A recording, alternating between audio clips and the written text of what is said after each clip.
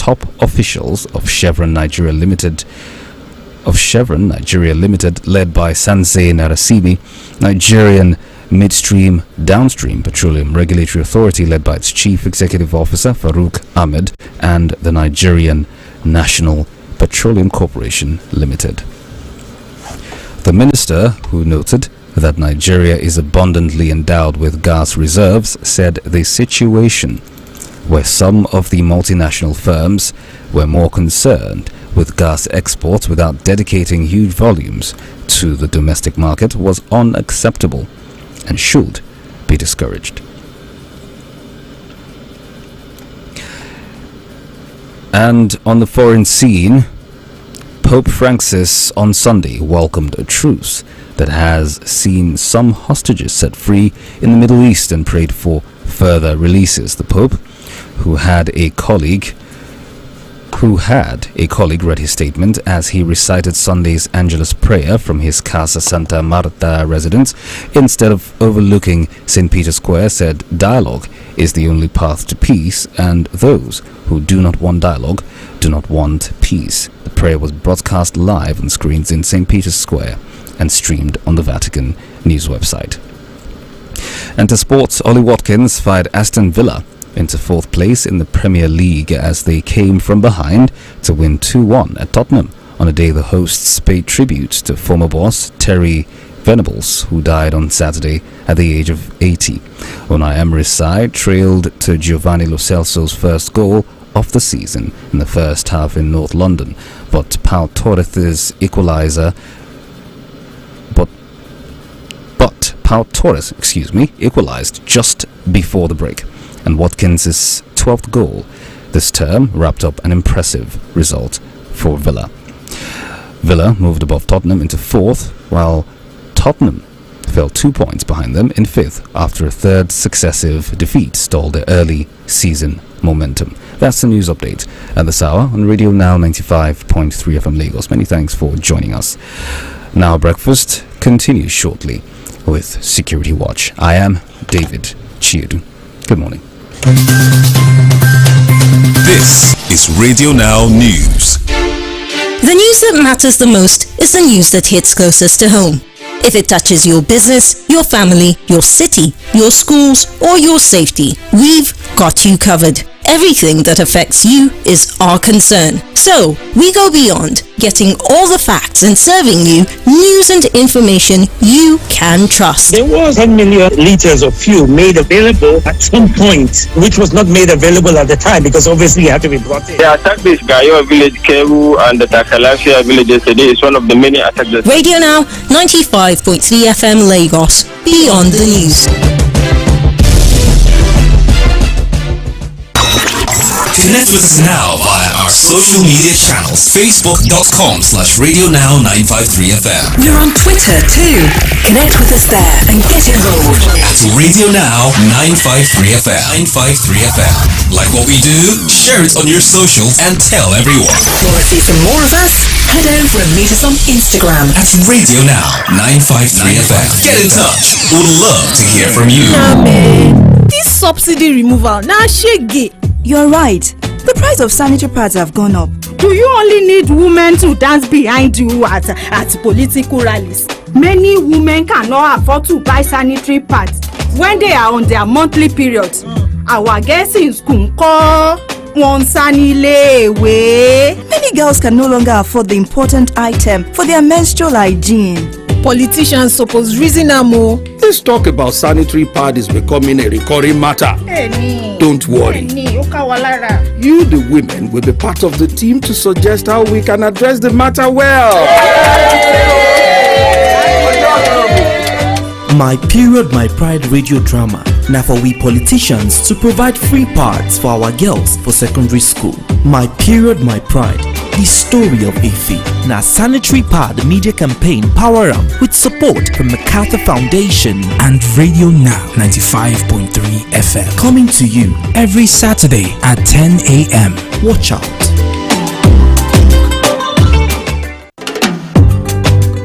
Every Saturday on Radio Now 95.3 FM, listen and win awesome prizes on the My Period, My Pride radio drama giveaway. You could be the lucky winner for the week. To participate, simply listen to My Period, My Pride radio drama every Saturday at 10 a.m. and stand a chance to win by answering the questions correctly. Send your correct answers to our WhatsApp number 0809 682 2595. That is 0809 682 2595 with the hashtag My Period, My Pride. Be the winner on My Period, My Pride radio drama giveaway. Again, it's Saturday 10 a.m. on Radio Now 95.3 FM Lagos.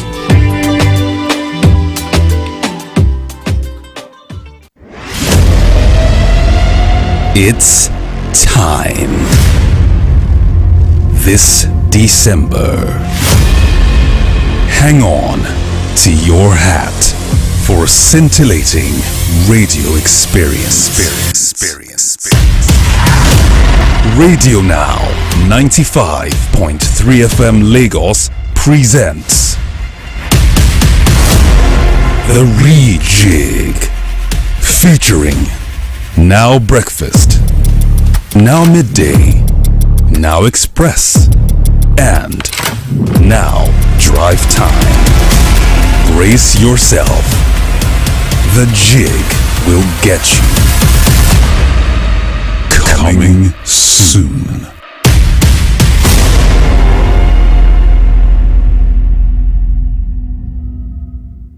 You're listening to Now Breakfast. Good morning.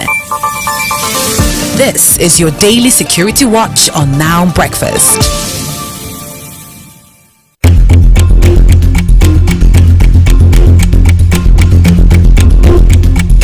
Security watch and Now Breakfast this morning.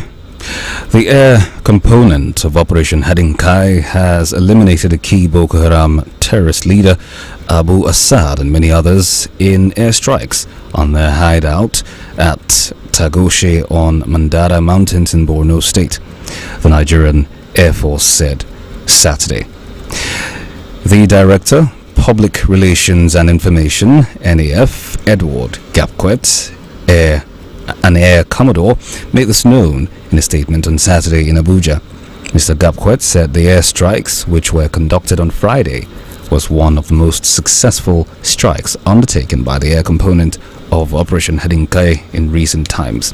He said the NAF discovered a massing of terrorists in an isolated location consisting of 3 zinced structures amid several trees. He also added that it was evident from the footage that the terrorists were massing up at the location for either a well-planned meeting or preparing for a major attack on troops. According to him, over 100 heavily armed terrorists were observed throwing banters and moving randomly around the structures, which also had 4 troop carriers.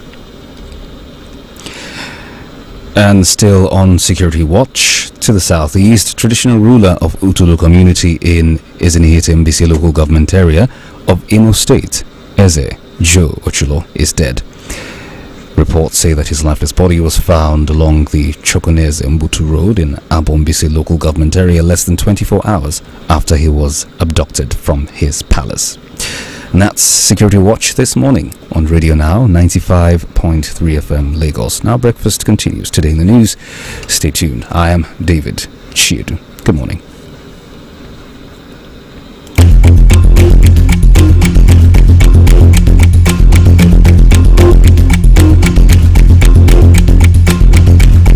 Morning.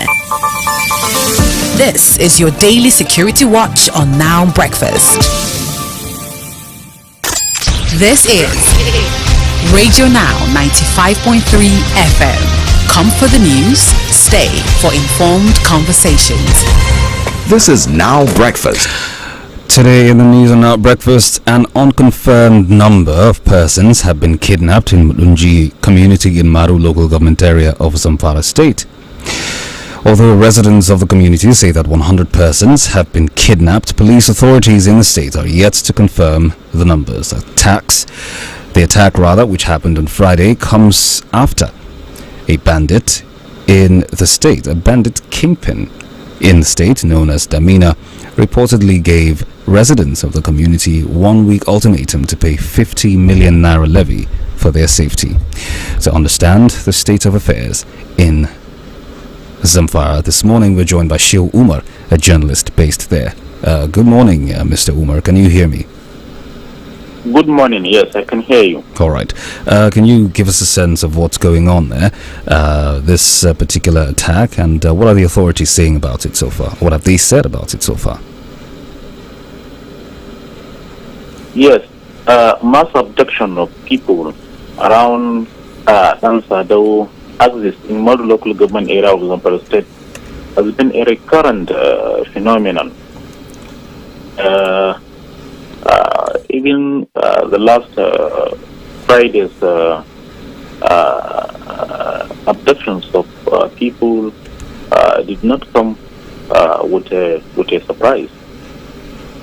The people in the district have been suffering from a series of attacks from terrorist linking pins. Damina gave ultimatum for the residents of the area to pay what harvest levy. You know, bandit kingpin had been imposing, levies on farmers for them to be allowed to harvest their farm produce. And so this was essentially the punishment, so to speak, for them not complying. Yes. All right. Now, can you confirm the number of persons that were abducted? You know, reports said there are more than 100, including children and the women. Okay. Yes. Can you also speak to us about the security situation in Mudunji as of now? Yes. As I told you earlier, the area, has been suffering from one form of attack. So what is it like in the moment? Is it still restive, or is there some calm? We cannot say the district is calm, because it is one of the troubled places in the state. But there is no indication that effort is being made that for the rescue of these people, because Damina has taken the hostages deep inside forest, and security operatives may not be able to go there and rescue those people, unless if they will enter into negotiation with the terrorist linking to release the captives. And you said enter into what? Quite a long time. You said unless they enter into what? Negotiation. Okay. Yes. With the bandits. With the bandits, yes. Now, I'm worried that it's happening the way that it is, because I reckon there are, there's a huge swathe of vigilante groups there, and so for this to happen, the question would be, where were the vigilante groups?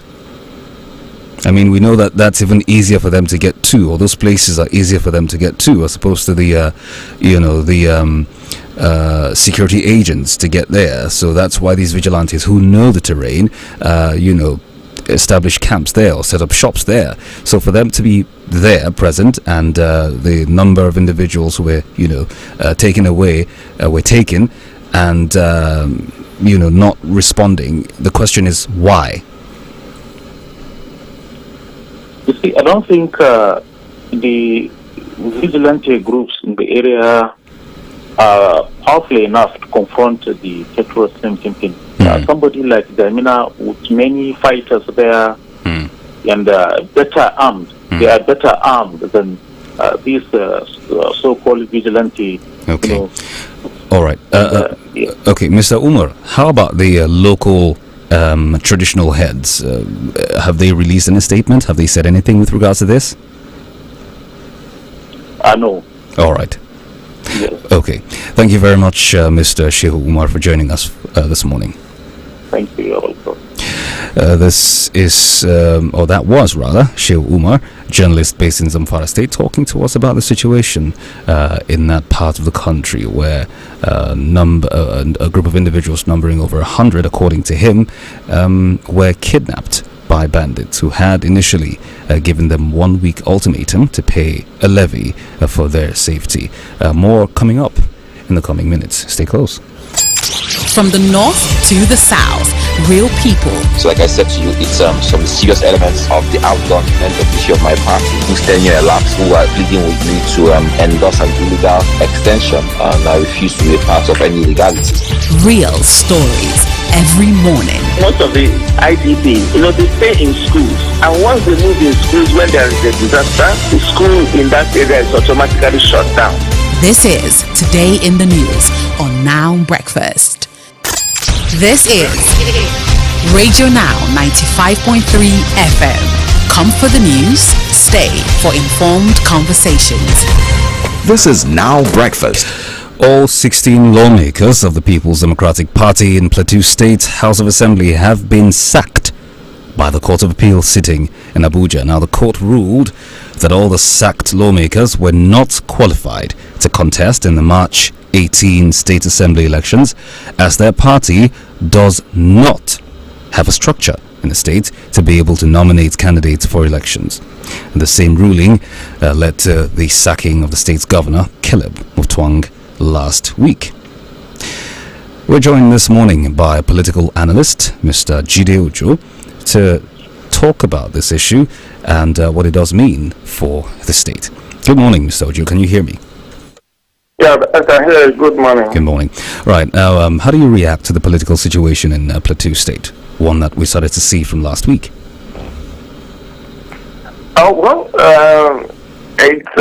It's quite unfortunate to say the least, but if you must blame the hawk for wickedness, first blame Mother Hen for exposing her children to danger.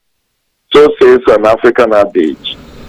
I think the People's Democratic Party has a fair share of the blame, and they brought this upon themselves.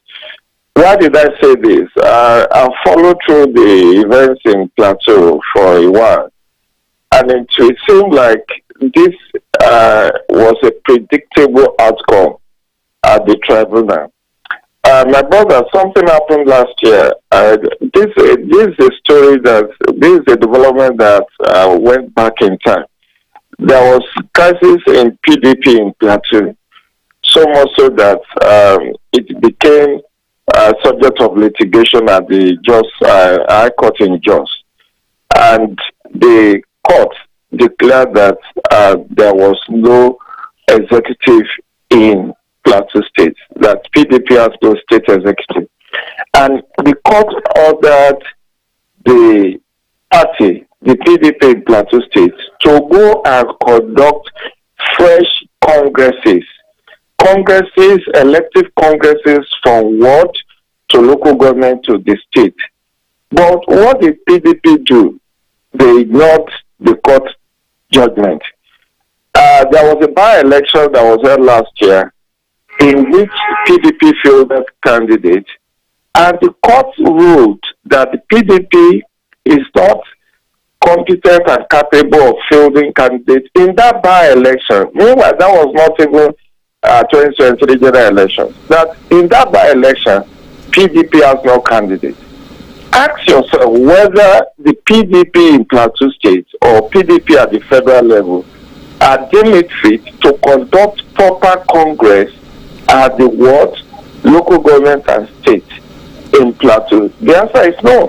From what I learned, the PDP only conducted congress in 2 out of 17 local governments. That was not full compliance with the court decision. 5 actually. Meanwhile, they fielded candidates in the 2023 elections. So what happened in Plateau is similar to what happened in Rivers in 2019 and what happened in Zamfara. In fact, it's more of Zamfara than Rivers to APC in 2019.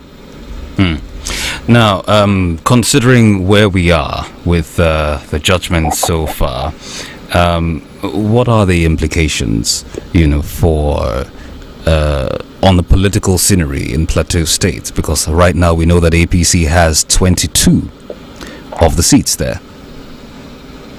That's like I said. According to Judge Santayana, he said those who fail to learn from history are doomed to repeat it. When in 2019, APC was not allowed to field candidates in Rivers State, and APC's victory in Zamfara was overturned by the Supreme Court and certificates of return withdrawn from those who have already been inaugurated and given to the first runner. PDP was happy. In fact, that was how Bello Matawale became governor of Zamfara State, because he was not the one that was sworn in on May 29, 2019. Now, why am I going into this history? The point is, there is no internal party democracy in many of our parties, in many of our political parties. And that's what happened to APC in 2019 should have signposted how political parties were expected to behave. I have worked a political party for over 2 decades, and we keep building their capacity on the primacy of internal party democracy, but not so deaf as those who will not hear. It's quite unfortunate what's happening on the plateau. Only the Supreme Court has the final say. And this final say is even in response to the case, the petition or the appeal that has been filed by the governor, Caleb Mutfwang, because only the governorship election gets to Supreme Court. All the other cases, all these PDP cases at the tribunal ends at the Court of Appeal, and the Court of Appeal has given a judgment. Unless if the Supreme Court now says, it was a pre-election matter, it does not matter, Caleb Mutfwang continue to be governor, then there could be an appeal by the PDP for the lower positions that have been nullified. But as it is in the case of football, there is no way Supreme Court will now review what the Court of Appeal has done on the issue of senatorial House of Reps and State House of Assembly in Plateau. That means it will be for them 2027. But for the governor, the only life saving he has now is that the appeal can still get to the Supreme Court. But if the Supreme Court now oppose what the lower court, the tribunal and the Court of Appeal has declared, it then means that from Caleb Mutfwang, he has to go back to the drawing board and wait for 2027. That is the unfortunate scenario that will play out.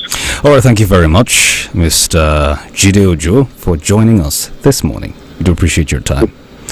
Do have a great week. It's my pleasure. Stay safe.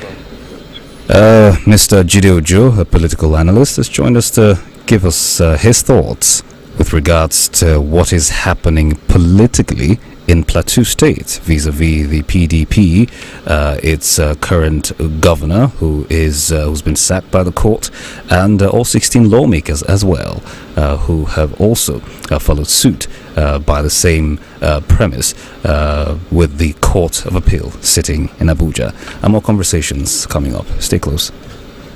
This is Now Breakfast. This is Radio Now 95.3 FM. Come for the news, stay for informed conversations.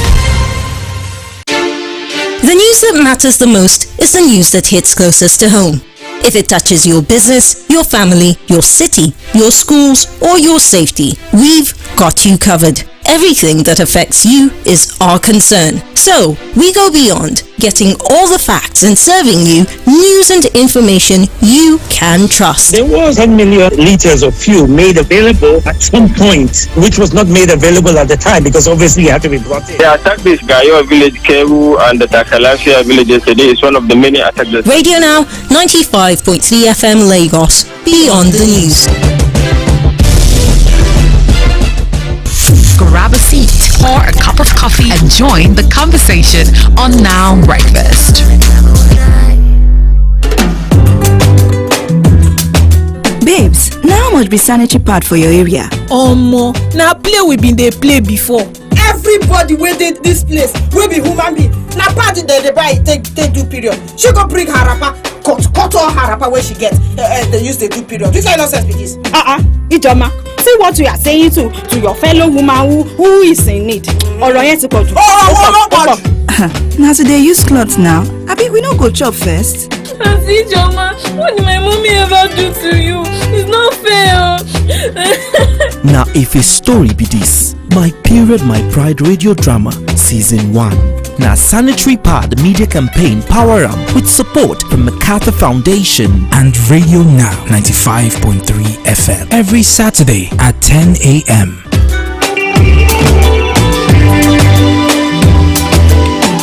This is Now Breakfast. This morning, still today in the news, month by month statistics by the Nigeria Bureau of Statistics shows that the price of food increased in the month of October. The NBS, in its food price watch for the month of October, says that food items like Gari rose from 467 naira 89 kobo in September to 520 naira 35 in October for 1 kilogram, while 1 kilogram of tomato rose from 565 naira 69 kobo in September to 675 naira 91 in October.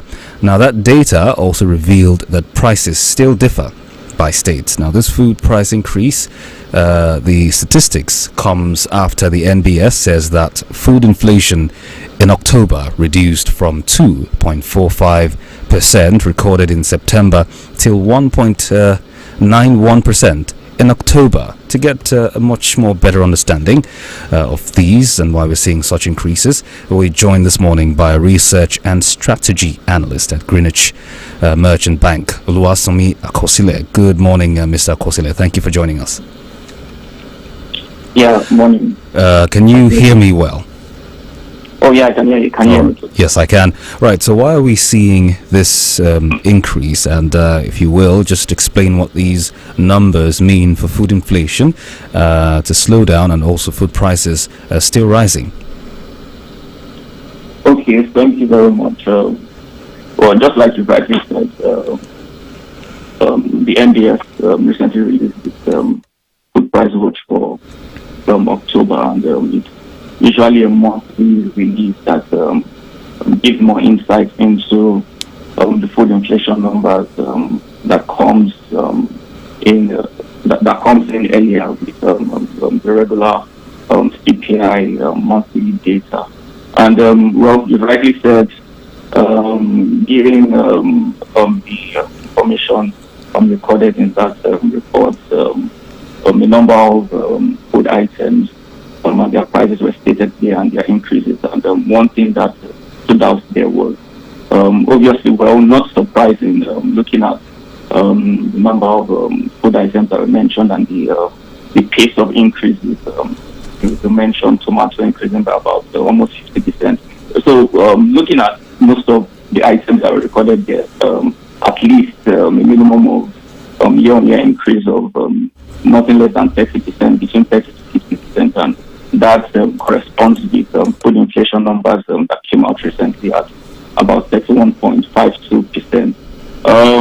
Well, nothing really far-fetched in the sense that what could be the drivers for this. Obviously, we still have insecurity issues lingering. He would admit or allude to the fact that in most of the food producing areas, particularly within the northeastern and northwestern regions. Insecurity is still very rampant, and that obviously has been a major impediment, right, for food production. And this has been lingering for quite a while, even before the recent shocks we saw with respect to fuel subsidy. And obviously that has also dovetailed into food prices, logistics costs. You would agree with me that especially for us living within urban areas, right, like Lagos, so you have that transportation cost, and that is feeding. Well, on year-on-year basis, still have inflation numbers ticking upwards, particularly with respect to food inflation. Right. However, there was a moderation in month-on-month inflation, and month-on-month, particularly with food inflation, right? And what month-on-month really tells is the near impact, the direct impact on a month-on-month basis. Okay. And that may not be unconnected with the fact that from a global standpoint, right, there has been recent decreases in food prices within the month-on-month periods, particularly from the food price index of the FAO, right?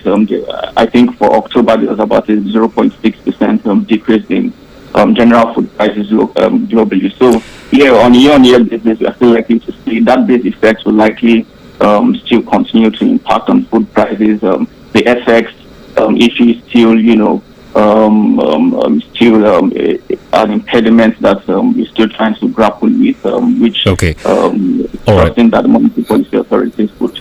Right. So given the trends at the moment, are we going to see further increments? We're going into the end of the year, which is mostly festive for many. Are we going to see that happen? Just in a few words, please. Well, yes. The trajectory still points northwards.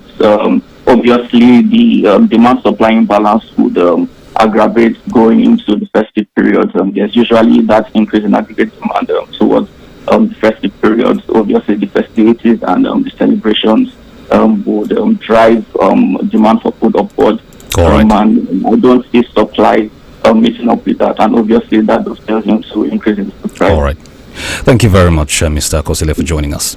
Oluwasomi Akosile is a research and strategy analyst at Greenwich Merchant Bank. Has given us his thoughts on why we're seeing the increases in the cost of food prices in the recent months. This is according to statistics by the Nigeria Bureau of Statistics. Stay close. More conversations up next on News Extra.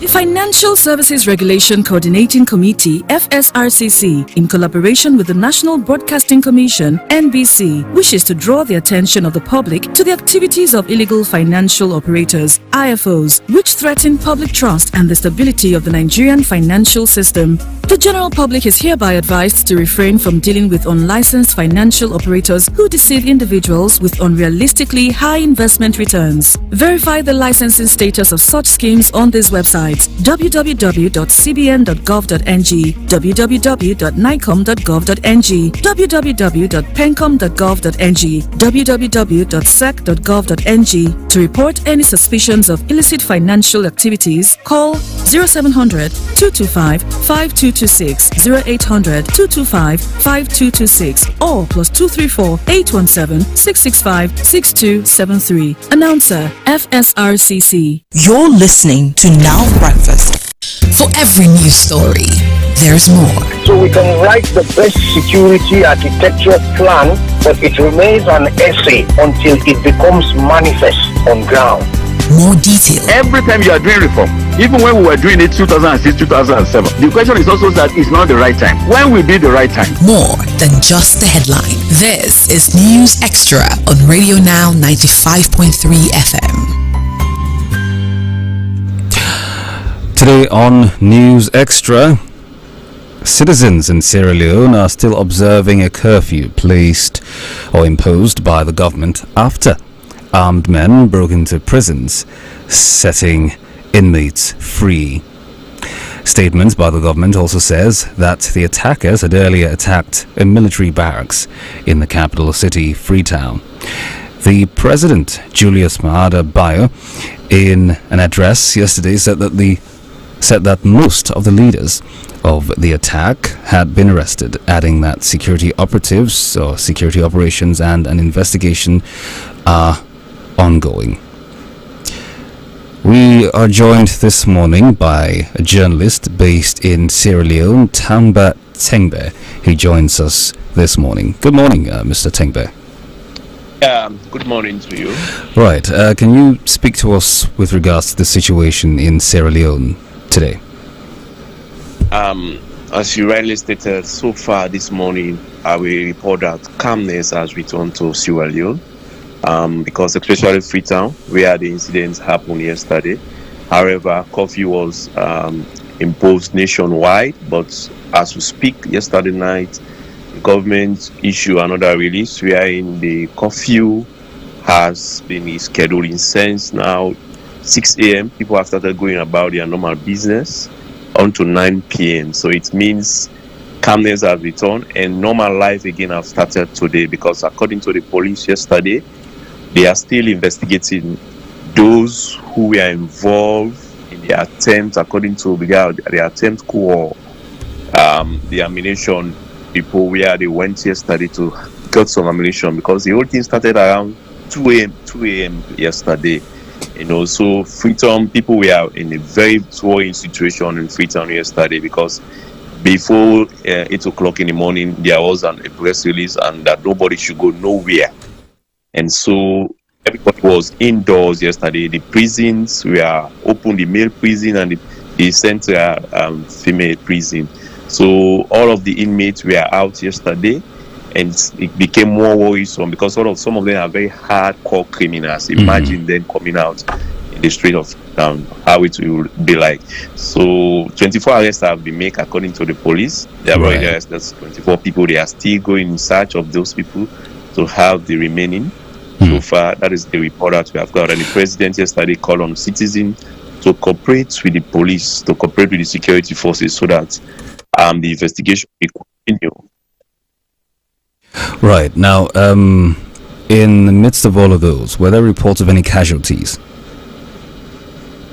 Well, yes, there are casualties. It was not clear. They have not given us a clear report of how many casualties we have, because soldiers, we saw videos where soldiers also lost their lives. Also, some citizens were reporting that there were stray bullets going into their different premises. So we can attest that there are casualties, but we don't have the specific number of casualties so far. Hopefully we get those later. But can you also react to reports of all of these being political? Pardon? Can you react to reports, or some reports, that all of what's happened yesterday can be linked to, incidents of politics in the country? Well, it's not too far, because the names that are coming out, people are telling us that these are people who have worked with the ex-president, that is former President Ernest Bai Koroma. And imagine if somebody was a closer to former President Koroma, if found among this one they have arrested, then people might link it to politics. But as we speak, we cannot confirm that until the police come out with a report that will tell us that, this is what we have found, and this is what we think went wrong, or this is what happened. So as we speak, we might allege that, yes, maybe it linked to politics, because people think the other side of the opposition don't want this person, but it all depends on what the police will come out with. And I cannot confirm authoritatively on that for now. Okay. Now, generally, on the surface, can you speak to us about the political situation in Sierra Leone at the moment, or in recent time? Well, I could say our political situation in Sierra Leone, it's somehow divided. That's clear. I cannot hide that, because we have different people who are with different political parties. No matter what, they go by what the party dictates say. So sometimes it's very difficult to have people who are very patriotic to speak on things that bother the nation, or things that we think should help us grow as a nation. So as we speak, we have the two main political parties, the SLPP and of course the APC. We have election that is, the election just ended a few months ago, and as we speak, according to the report from the National Electoral Commission, which is ECSL, Maada Bio was announced as a winner, and the opposition was very frowned at that result. They said they contested the result. The only thing, they did not go to court, because court is the only legitimate body can approve or can tell us that this election was not clear, was not transparent, was not free and fair. So as we speak, there is a dialogue ongoing, because they never went to court, but now there is a dialogue because the international community, the ECOWAS, the African Union, the US Embassy, the EU, they were all there to see how they can bring these two political parties together. So there is an ongoing dialogue. They have already signed a communique to see how these two parties can work together, so we can have stability, we can have peace in country. And now yesterday we saw this, so it's just getting worse. It's getting worrisome. All right, thank you very much for joining us this morning on the program, Mr. Tamba. Tamba Tengbe is a journalist based in Sierra Leone, and he's joined us to give us his thoughts on the attacks yesterday, where armed men broke into prisons, setting inmates free, and of course the subsequent imposition of a curfew in the country by the President Julius Maada Bio. You're still listening to Radio Now 95.3 FM Lagos. That is it for News Extra this morning. The news review comes up in just a few clicks here on Now Breakfast. I am David Chidu. Stay close. Good morning. This is Radio Now 95.3 FM. Come for the news, stay for informed conversations. Connect with us now via our social media channels. Facebook.com/Radio Now 953FM. We're on Twitter too.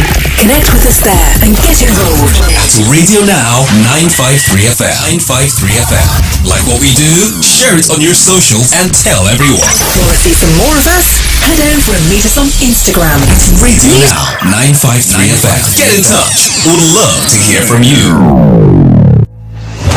News and information go around every second. The ones who deliver it and how matter. We give you depth, substance from the real sources. I made statements in that regard, and the first point I called was the National Working Committee. There wasn't any agreement between Bashir Machina and Ahmad Lawan. DPO, the Divisional Police Officer who is on ground there, went there. Also giving you a more human angle on the events that matter. They are not people that live in mansions, but they are people that live in these localities, and the people are afraid to There's so many issues there in area boys. Then we now went to... Let's cut the convention and rather have a conversation. Radio Now 95.3 FM, Lagos. We go beyond the news.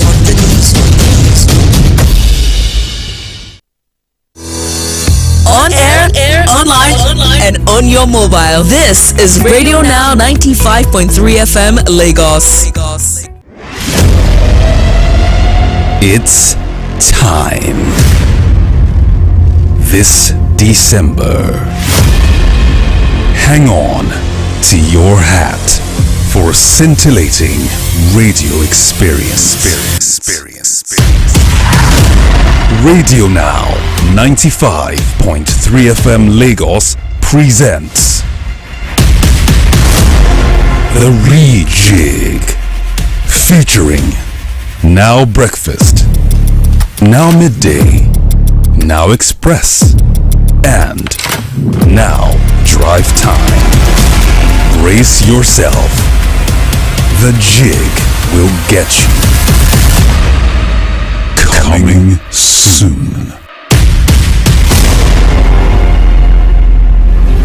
Let's go beyond the news. Let's talk facts. First and foremost, the government will never kowtow to the threat of any group to give it conditions. Let's discuss your opinion. The politicians in Nigeria don't understand the principle of politics. The day's biggest news stories. IPOB has been covered in themselves in glory. There is nothing special about them. It's like a witch cried at night and the child died falling money. This is the news review on Now Breakfast.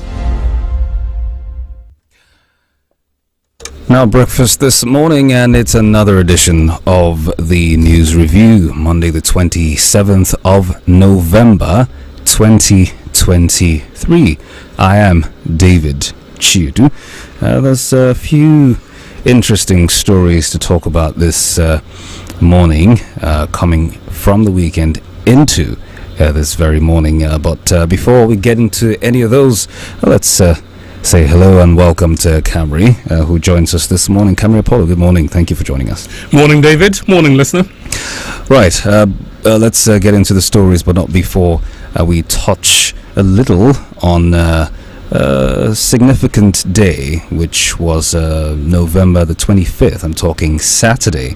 It was the International Day for the Elimination of Women Against Elimination of Violence, against women. That was on Saturday.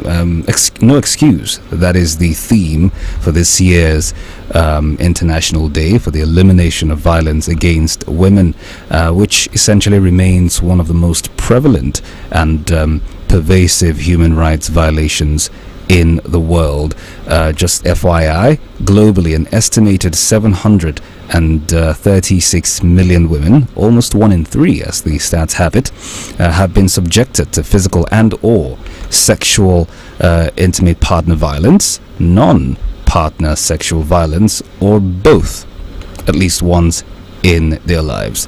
And the scourge essentially has intensified in different settings, including workspace, because hitherto it was just it happens in and around the neighborhood or the society as a way at large. It's crept into the workplace, online spaces, and also has been exacerbated by a couple of other factors which one might say are avoidable, so to speak. So just to touch on that, because it happened over the weekend, and because it is a very, very important and salient matter, it had to be spoken about. Right, so Camry, stories coming out of the weekend, and of course yesterday another very interesting one on the African continent, our neighbors here. We saw what happened there. Besides that, anything else jumped at you over the weekend into today? Absolutely. I'm going to take you right back to where you just left. That's the 16 days of activism, right, to raise the awareness for the end of violence against women and girls. It's interesting because the UN is now pushing for it to be commemorated every 25th. That's the 25th of every month. Before it was the 25th of November. It would run for 16 days, ending on World Human Rights Day in December. Orange the world. I've said this before. I am an unapologetic feminist. I was raised by a single mom, so I tend to pay attention to anything that affects women and children. And it's interesting because the violence, many of us think the violence is restricted to just physical violence, but there's psychological violence that goes on, quite a lot of it as well, and it's across the genders, truth be told, but this is an emphasis on women. Right, that's the season we are in. What is psychological violence and battery? Well, if you keep telling somebody, oh, you are useless, you're this, you're rubbish, you'll never amount to anything, and we hear this quite a lot. In many families and so on and so forth. You are psychologically assaulting that human being. You are battering their self-esteem, their self-confidence, little by little, until one day they will grow up and the damage would have been done, but because you've done it ever so consistently over a stretch of time, you could end up ruining a human being. That's the truth. So there's abusive violence and other forms as well, not just the physical one. But also interestingly as well, David, and the knock-on effect of that is these people grow up to be dysfunctional adults in society, and you know what they say about hurt people. Hurt people. Hurt people, and so you see them walking around with baggage, just as you've rightly pointed out, psychological, emotional and whatnot, and it never ever bodes well, except there's a place of therapy and recuperation from all of that hurt at a younger age. Quite right. And also interestingly, this is over the weekend, a group of female lawyers got together and they are advocating for castration as a penalty for rapists. I'm going to fly my car. I'm going to literally, I'm in support of this one. I wrote an article a few years ago. Now some people might find this odd, but here's the thing. It happens in India, doesn't it? It does happen in India. Oh, fantastic. So what is rape? Rape is basically, it's an assault, isn't it? It's a psychological as well as a physical assault on another human being. That's what rape is. Let's call it what it is. And now there's another form of assault that has a certain measure that law enforcement brings to bear when they find themselves face to face with this other assault. Let's say armed robbery. Armed robbery is an assault. All right, and during the assault, the robber has a weapon. Now, the first thing that happens is when law enforcement comes across these thieves, these criminals, as they are carrying out their crime. The first thing is to try to dispossess them of the arm. All right, so that they can't continue to cause more harm. So I think we should approach rape the same way. If you can't keep it zipped up, if you can't take no to be a no, and you go about and you physically and psychologically assault another human being who, by the way, will carry this scar for the rest of their lives. Absolutely. And I think you should be dispossessed of what I consider to be a dangerous weapon. Absolutely. That's it. Well, India is our producer is he's all smiles because of Camry's submission. But yes, India is doing that, and there have been other advocacy here and there for other countries of the world to adopt that. But I do know that somewhere, or in some countries of the Middle East, there's a more, if you like, more stringent, so to speak, or more draconian. I do know that Afghanistan, for one, they employ public beheading, for people who are in that who are indicted for that particular crime, and it's a really, really heinous one. It's not just something you give them a tap on the wrist for, which we've seen in very, very many cases, which is quite disheartening. And sorry, David, just to add to that, this is a message to men, because rape is both ways. All right, men can be raped as well. Let's not fool ourselves. We see kids being taken advantage of by those who are placed in their charging in whose care. custody they're placed. Yes, absolutely. So here's the thing. Now, for men, I hear this question. I'm sorry, I totally reject it. When you hear about rape, the rape of a woman, one of the questions I hear asked by men is, what was she wearing? What was she doing there? Victim what was blaming. Thank you very much. It's absolutely inexcusable. If you can't control yourself, then the fault's on you, not on the other person. The other person has a right to express themselves. Your responsibility is to keep your emotions in check. So it's absolutely inexcusable. It's criminal. It's basically absolving yourself of your responsibility, which is to keep control of yourself. If you can't take the heat, get out of the kitchen. If you find yourself in a situation where the temptation might be a bit much, walk away. Walk away. A person's dressing or conduct is no excuse to defile them under no guise whatsoever. Now, another twist to that one is, I'm going to bring it back down here, back home, because we are very, very culturally steeped, so to speak. You have a number of individuals, in this case not just men. Typically you would expect some very, very warped-minded men to say something like that and ask the victim what they were wearing, but in some other cases I've heard and seen some elderly women who were supposed to be the guardians of said women who are assaulted, who one might describe as, just loosely putting it, the gatekeepers of said tradition in those particular localities, asking the same question: what was she doing there? What was she wearing? Why was she in that environment? Now, this is the sad thing. If you repeat a lie often enough, it becomes your perception of the reality. It doesn't make it true.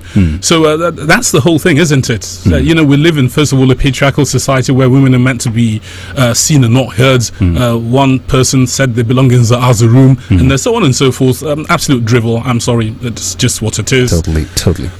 No excuse. Anyway, we will continue some of the conversation which started over the course of the weekend spilling into this morning after the news. Stay close. We are already inside the news review, and Camry Apollo is joining us this morning. I am David Chiedu. By the way, we come through the dailies in a few clicks, but do stay very close to your radio. That's exactly what we're urging you to do. The numbers, by the way, are 091 3500 953, 0901 111 1953, and on WhatsApp, which we would also like to take your thoughts, 0809 682 2595. The news is up next, and the news review continues shortly after. Stay tuned. You're listening to Now Breakfast.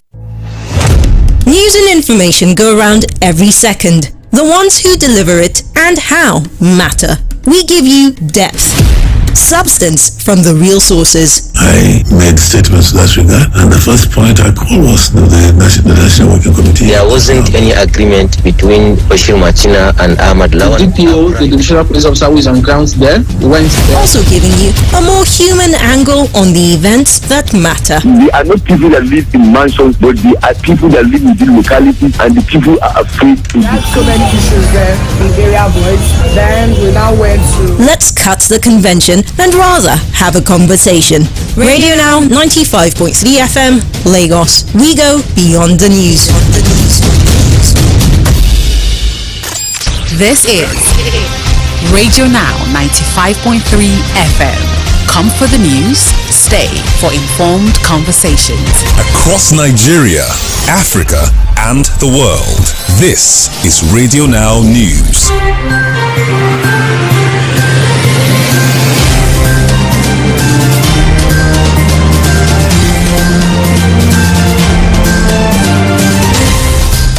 The headlines this morning on Radio Now 95.3 FM. Lagos and local news. ECOWAS Court orders amendment of Nigeria Press Council Act. NDLEA busts Osun illicit drugs party. Abducted Imo monarch found dead. Federal government moves to crash cooking gas price. In business, NCRIB says why insurance penetration is low in Nigeria.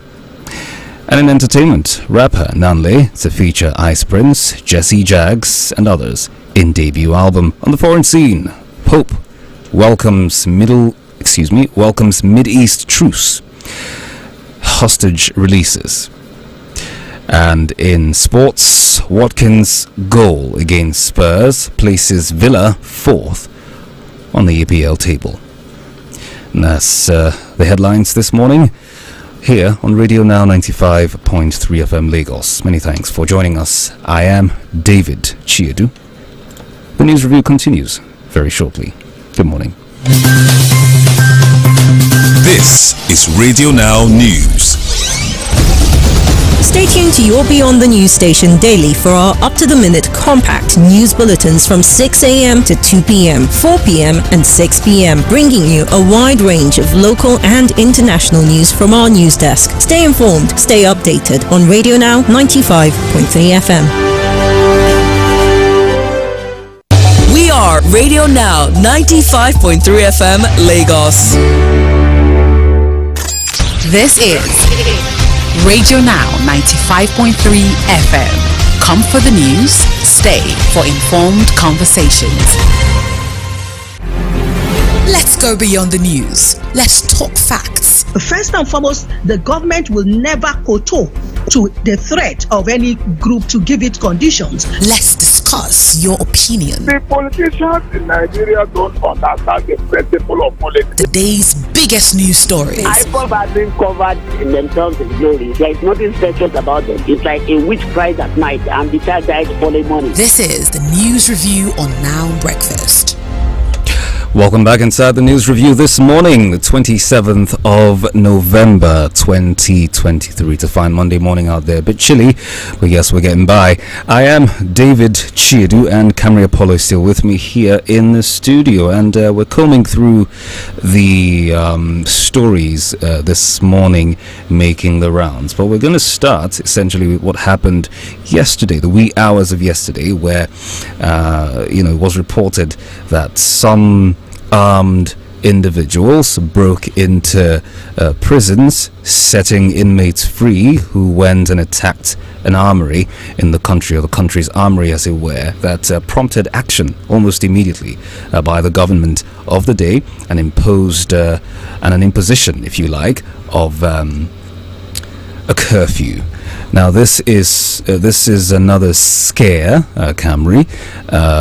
Almost brings to mind sort of kind of what happened in other neighboring countries. We're talking Mali, we're talking Burkina Faso, we're talking Chad, Gabon, and Niger, I reckon.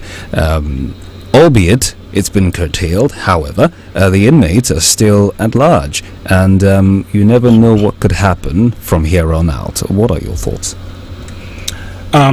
My mind immediately goes to identity management.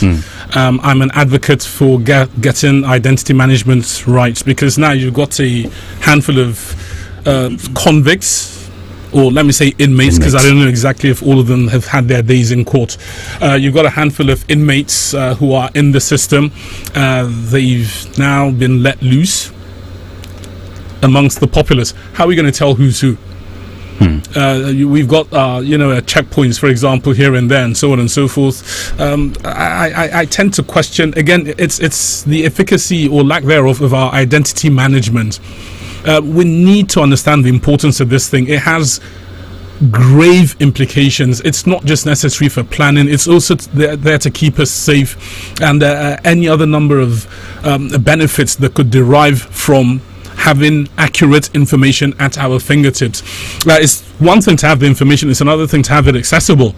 The private sector has shown that this is clearly possible. I bring this up because a few years ago I was talking about identity management, and somebody asked the question, well, if you were in a rural community, for example, in some part of the northeast or thereabouts, how would you ascertain that the identification carried by somebody is true and is properly captured in the system? And I said, well, it's same way that you got banks and ATMs in far-flung reaches of the country. Somehow they're tied up to an internet that is able to offer you service. So we need to stop faffing about and get this thing right. It has far-reaching implications. For example, what are the pictures, the faces of these people? What are their names? Do we have a culture of going on, for example, television and radio and saying, all right, these people are loose. If you see anything, please get in touch with us. Do we have secure lines enough? I know there are some in some cities where you can call in and discreetly, under anonymity, volunteer some information, but that system on its own is also prone to abuse, because some people could just call up and mislead the authorities. Happens all across the world, but we like to keep it as low as possible. So these are the things that come to my mind when I hear the report you just reeled out, David. Our capacity to rectify this thing that has gone wrong. Well, in the same vein, the NBS has also has the task right now of presenting the statistical reality of, our, if you like, our handling of data in this part of the world. I'm just, bringing that back home, essentially. And much has been said pretty much recently, in different, if you like, fora, to ramp our if you like, our progressiveness when it does come to data and its management therein. But yeah, let's go straight to the dailies. Now I'm looking at the front page of the Guardian newspaper. It has quite an interesting one here. Banks brace for a new monetary policy conduct and regulation. On there it sees we can see a very nice infographic, a new framework for payment service policies. That's on the front page of the Guardian, by the way. Monetary tightening to continue till Q2, that's Q2 of 2024. New capital base for Nigerian banks, and new FX guidelines and legislations, as Cardoso returns CBN to traditional monetary policy regime. Your thoughts, Camry? What jumps at you here? Couple of things. First of all, this is in line with what the CBN governor has said. He has come out and said, look, his first task. Again, I think the media, we have our work cut out for us. There needs to be a stronger relationship between government and the media. We shouldn't be an adversary and so on and so forth. So the CBN governor, Cardoso, his first task, he said, was to stabilize the economy. I'm picking my words very carefully because there are a lot of expectations out there. We are in quite the difficult economic situation as a country, and certain people have certain expectations which they will look to be realized from this new administration, this new CBN governor. So it's very important to understand what is he doing, how is he doing it, what is the plan, where do you fit in. So first things first, he said, I'm going to focus on stabilizing the economy, and these are some of the measures that go towards that. I want to touch on what stabilization means from my layman's perspective and my little understanding over the last few years. The exchange rate is one thing. All right, that's how much our currency exchanges for other currencies. That is one thing. What's more important, the number at which our currency exchanges for other currencies, or the consistency of the currency. Now, for the uninformed, when you talk about macroeconomics, you're talking about the countries per se, not your pockets, not my pocket, David. We are at the micro end of this economic conversation. At the macro end, that is the financial status, financial health of the country. Stabilization trumps anything else, because with stabilization comes your increased ability to plan. Global economy is premised on any number of things, but most of this hinge on planning and projections. If your economy is all over the shop, if your currency exchanges for 2 naira to the dollar today, next year it is 100 naira to the dollar, another year it is 50 pence to the dollar, or something, it's all over the place, then you're going to be in a bit of a problem, because people won't be able to plan. There's nothing to base on, there's no pattern to latch on for the forecasters to sit down and say, do you know what, if we go into this economy and we do that, this is the expected outcome. So stabilization is key. This is the first thing the CBN governor has said. Now, second thing, and this is where media comes in and the administration as well. This administration needs to look back at the last administration and how the last administration managed communication. It is very, very important. I say that because it's early days yet, but it's never too early to start doing the right thing. I think this administration needs to seriously come out and meet Nigerians and say, all right, guys, let's sit down. This is a family. This is where we are. This is the situation. And I urge the administration to seriously consider this and don't shy away from this very important role on the basis of they might not want to answer questions on who's to blame, because that could be a deterrent. Governance in Nigeria tends to be shrouded in opacity. They're not exactly at their happiest when you turn the searchlight on them, because there's quite a lot of dodgy things going on. There are quite a lot of incompetence. There's quite a bit of incompetence and so on and so forth. So they don't like to have the light shone on these things. Isn't that also being reinforced in a manner of speaking by the led? Because if you who's being led is not asking the right questions, emphasis on the right questions, there's there's a very high tendency for the person from whom you're demanding accountability to be either taciturn or to be dodgy with the truth, or economical with the truth. That's a matter of in a manner of speaking. So seeing as we're where we are, I mean, the previous administration almost never spoke to Nigerians. It was beyond just being reticent. It was something else. In this case, we've been seeing a few attempts to speak with Nigerians, but then again, as you said, and rightly so, there should be more attempt or more effort to do that. But I would also want to look at the lead, because what questions are we asking? Exactly. Well, yeah, you're spot on. Again, it's the responsibility of the media to drive public discourse, as well as civil society organizations. It's not just us. Let's be clear about that. You have governments on the one side, then you have civil society on the other side, and then you've got the media bringing together everything. So it's up to us to focus on the real issues and stop focusing on all this comical drama. that is clickbait in the world of today, because let's be honest, media inflation is through the roof, and so on and so forth. There are challenges in the industry, but it's our job to educate. It's our job to set an agenda, and I think the setting of the agenda aspect now more than ever is needed in the media. We need to push the right conversations in the public space to one end and one end alone. That is deepening the people's understanding of governance. There's a lot of frustration out there, David. Many people are going through a tough time and they don't know why. All they believe is, these people are wicked. But there's a lot more than that. There are many problems that don't have switches that you can flip on and off. There are some problems, again, that don't have how will I put it? They don't. You won't be able to correct them. Instead, if you correct problem 1, you might not be able to correct problem 3. But if you correct problem 1, it will automatically correct problem 2, which will automatically self-correct problem 3. So governance, it's a link. It's a mix smash of any sort of thing. And the media needs to be in the middle of these conversations, guiding and driving and ensuring the right thing is done. The perfect matrix, that one, all interconnected, bolt for bolt, nut for nut. Yes, I did say nut. 091350953. Those are the numbers to call. Again, it's 091350953 and 0901111953. On WhatsApp, 0809-682-2595. That's how to get your thoughts in, and we will take your messages and your calls. If you want to, talk about any of the stories which we have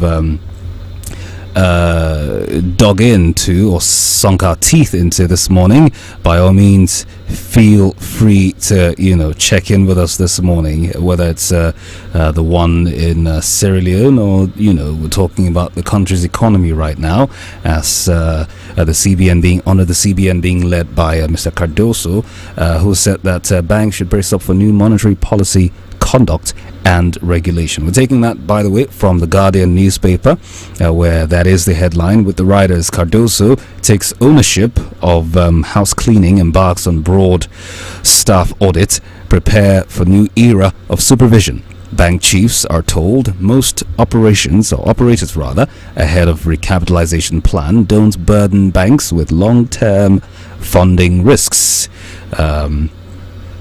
Right, yeah.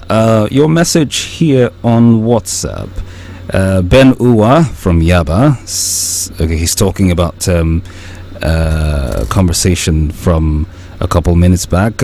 Former President Olusegun Obasanjo should have just used his first and second term as elected president of Nigeria, to correct what is wrong in Western democracy. Western democracy, the presidential system, will not work well in a country like Nigeria for 4 reasons. Nigeria is too diverse and divided in culture, ethnicity, religion, education, ideology, and idiosyncrasy. Nigeria has enormous resources and potentials that cannot be adequately harnessed and properly managed by a centralized federal government. The African man's greed for power and wealth and grandeur, and too much power is allotted to the central or federal government.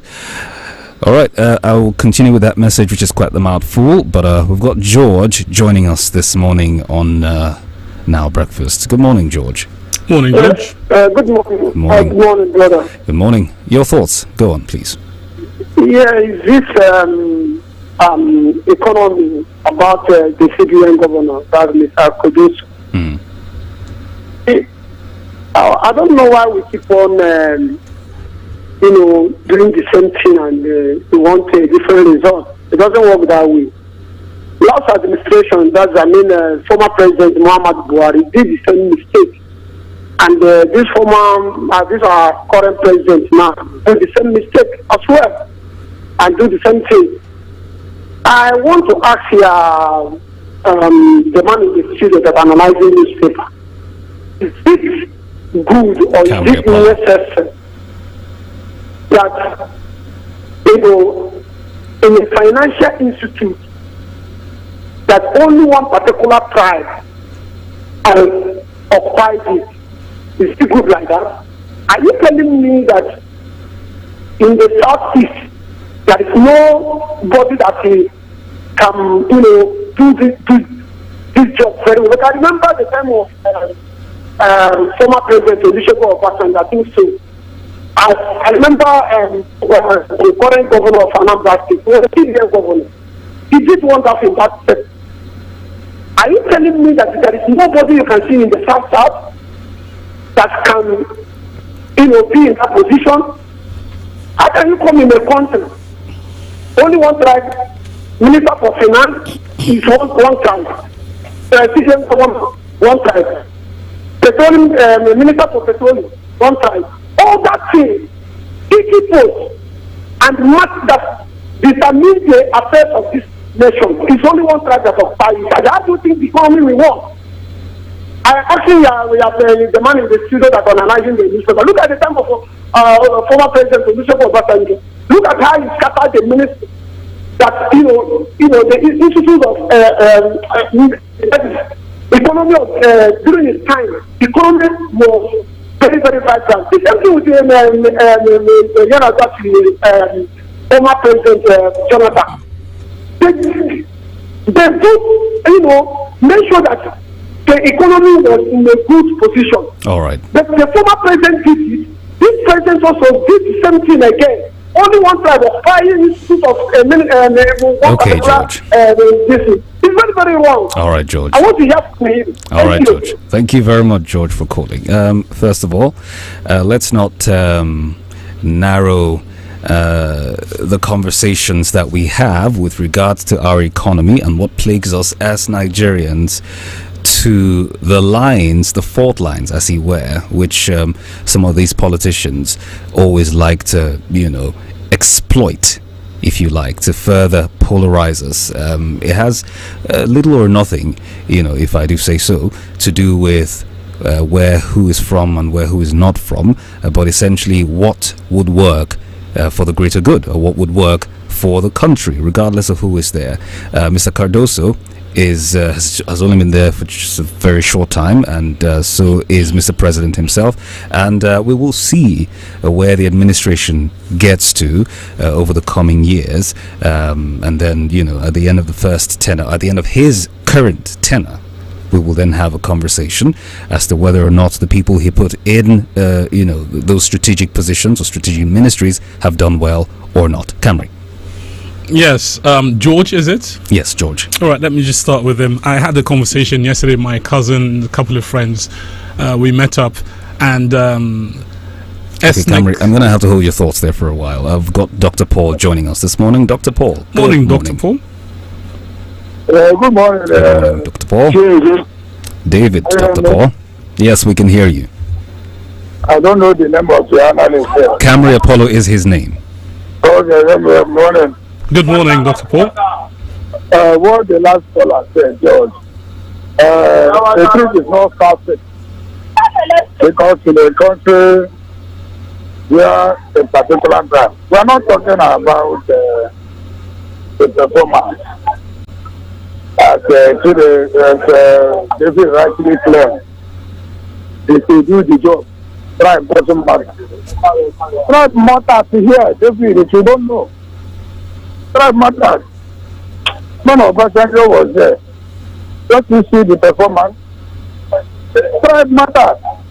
That's how we are structured as a country. So we should not rule that one away. And that is why the country is going the way it's going. When the president has more truth to carry aside. Let us tell us the truth. That it is trust now. Also, this president occupied by this time. So we look into all these things. So, Mr. President is I don't know where to lead this country.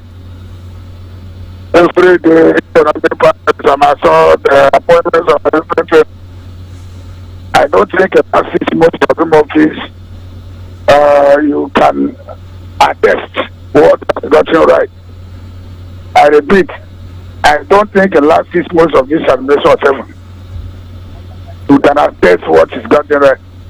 Like the one man said in one platform, this government said, we are going to do this, we are going to do this. Nigerians want you to do something. Not telling us people making excuses. Inherited economy like dead or standard. People are making excuses for president because they are eating from government. All of them are making excuses from government. They don't know what the promises are going through. If I'm confused the amount I send every day, to be honest with you, I am utterly confused. So we should look into it. Whether you are able, everybody is in it. Okay. I don't want to hear these excuses. I've had ear full of excuses. If they are not capable to, let them bring it over. But Nigeria is a country where people don't reserve appointment. No matter anything that happens. Now when people giving us a cookish idea, telling me a different thing and doing a different thing altogether. Okay, Dr. Paul. Thank you. Thank you. Thank you. Morning. You too, Dr. Paul. Ambassador Musbao, good morning. Good morning, Ambassador Musbao. Ambassador, welcome. Good morning. Fine, thank you. How was the weekend? It was okay. To me, all I know for one thing is that if we have a leader, if leaders fail, Nigeria fail, we as Nigeria fail. If the Nigerian leaders succeed, we will succeed. So, and I think for me, I think we need to just criticize and comment. Just call the attention. And also in our community, freedom community, we have a lot of duty. Just this is the only way Nigeria can move forward. To me, I believe I'm a Nigerian. When I come to this Nigeria, when I was born, when my mom told me, she born me as a Nigerian. I don't even know when I grew up, it's when I know that I'm from Just So to me, I will think as a Nigerian, I want good performance. Just I don't care. If a Nigerian now level comes from one side and I will World Cup, I will clap. That's what I want. For me, I think something is coming up with this central government idea. For me, I want to buy into this idea. When all banks come and register, okay, and also this capitalize that don't give me deals. This will make we have strong bank. We have no money in the bank, and all the banks collapse, I will lose my money. So this is a good idea, which I think we should just give them kudos. Right. What I think is going on right now, I'm so happy about it. Let the bank register. I want to know who is who, and moreover, banks have contributed to this kind of what's going on in there, where someone take my money off the bank. The bank will say I'm my own. So I think one strong bank that will clear up one cover. How my own cover is missing in the bank. I want to know. All right. I want to know like that. That's okay. my take. Thank you very much, Ambassador Musbao. All right, Camry, let's run off with your thoughts. Well, I'll just take George and Dr. Paul all in one because it's an ethnic conversation. And I think it's very good to take pride in our ethnic identities. It's absolutely marvelous. There's nothing wrong with that. Nothing wrong with that at all. But where I get confused here in Nigeria is we are very passionate and we take pride in our ethnic identity. I get confused because we don't extend that very same passion to members of our ethnic group who would bring shame to the very same ethnic group we say we love by doing wrong things. So I'm a bit confused there. So it's all well and good, and I do support that. Be very proud of your ethnic identity. But you should also, if you take pride in it, then I believe you love it. If you love it, then I think you would like to guard it jealously and preserve and protect it from harm, especially harm from those within, those who would go out and do bad things and give you a bad name. So why don't we extend it there? I'm a bit confused. But here's the thing. Your ethnic identity is your ethnic identity. It's absolutely perfect. But it is not the only identity you have. You have a professional identity. Look, you even have a biological identity. You have a national identity. So we have different layers of identity and they are not competing with one another. That's the message I want to put out there. So, for example, me saying I'm Nigerian does not stop me from being from my ethnic group one little bit. I can be both.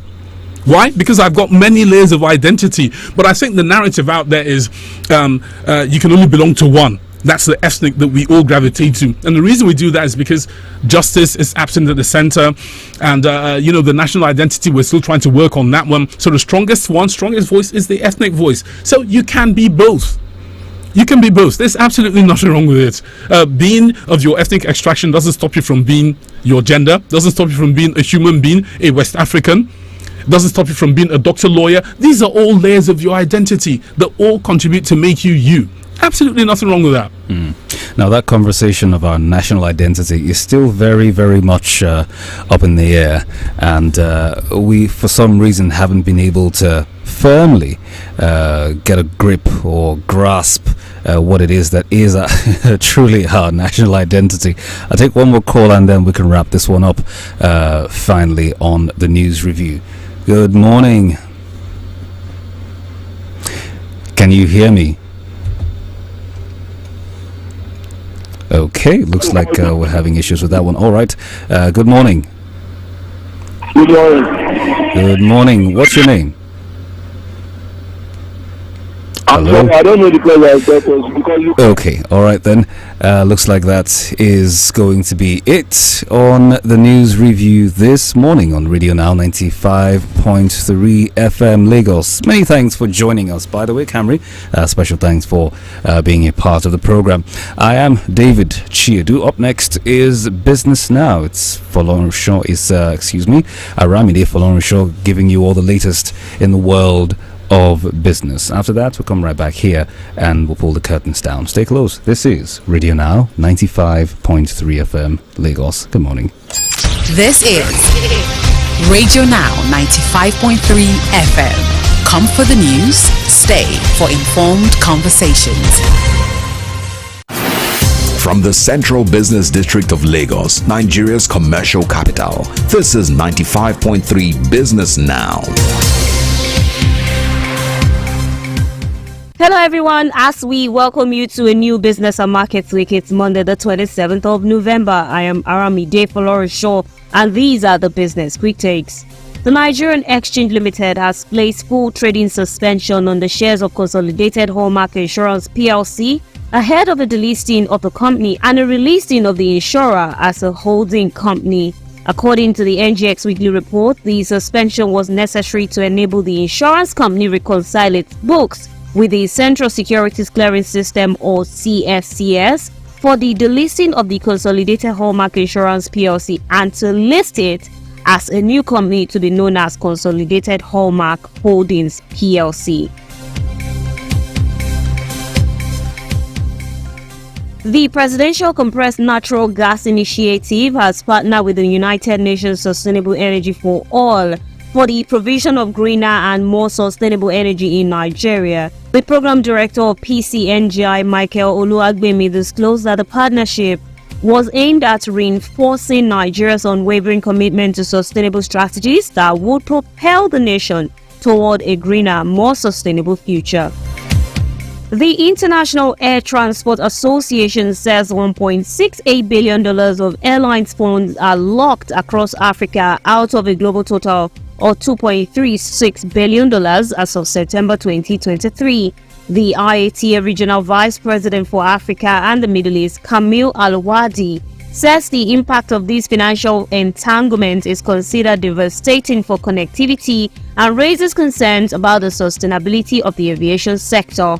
Al-Wadi emphasized the association's effort to deliver value to its members in navigating the challenging landscape.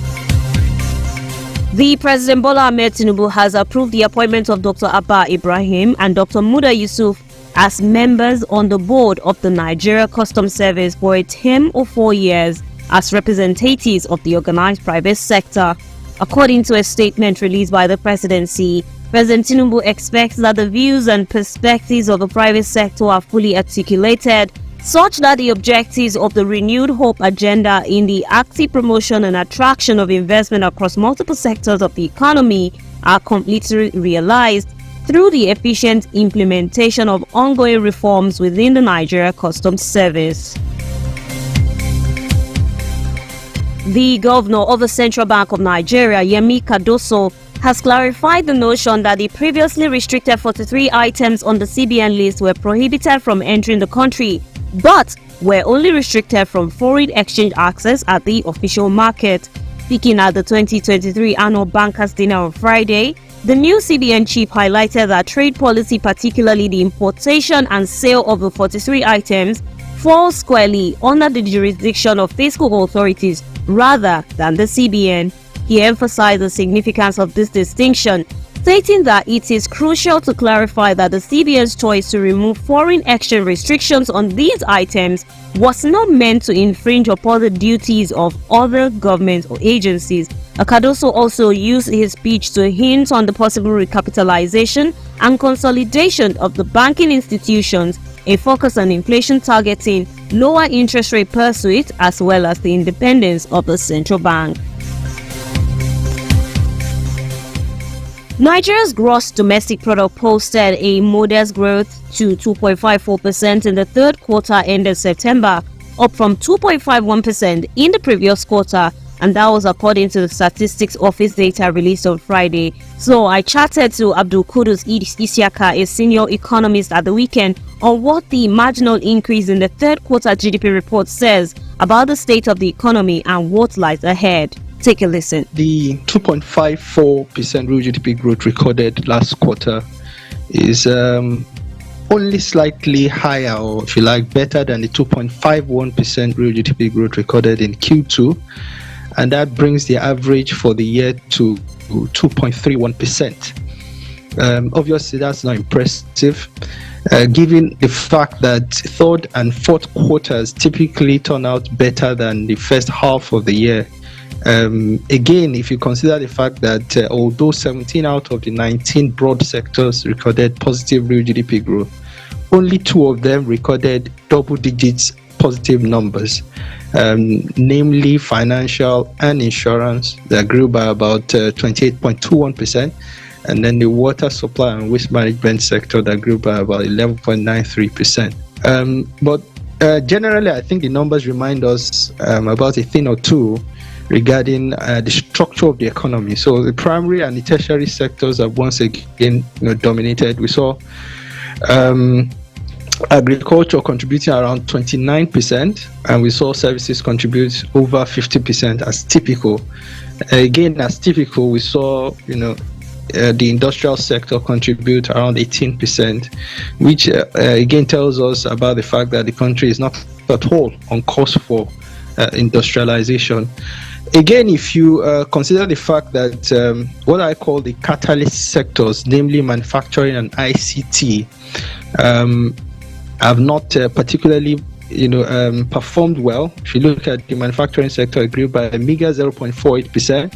If you look at ICT, it grew by a dismal 6.69%, which is not at all comparable to what the average has been over the years for the ICT sector. So again, if you consider the fact that we have these sectors that I again call the bellwether sectors, you want to look at sectors like agric, you want to look at sectors like trade, you want to look at sectors like manufacturing, ICT, which all together account for about 50% of GDP.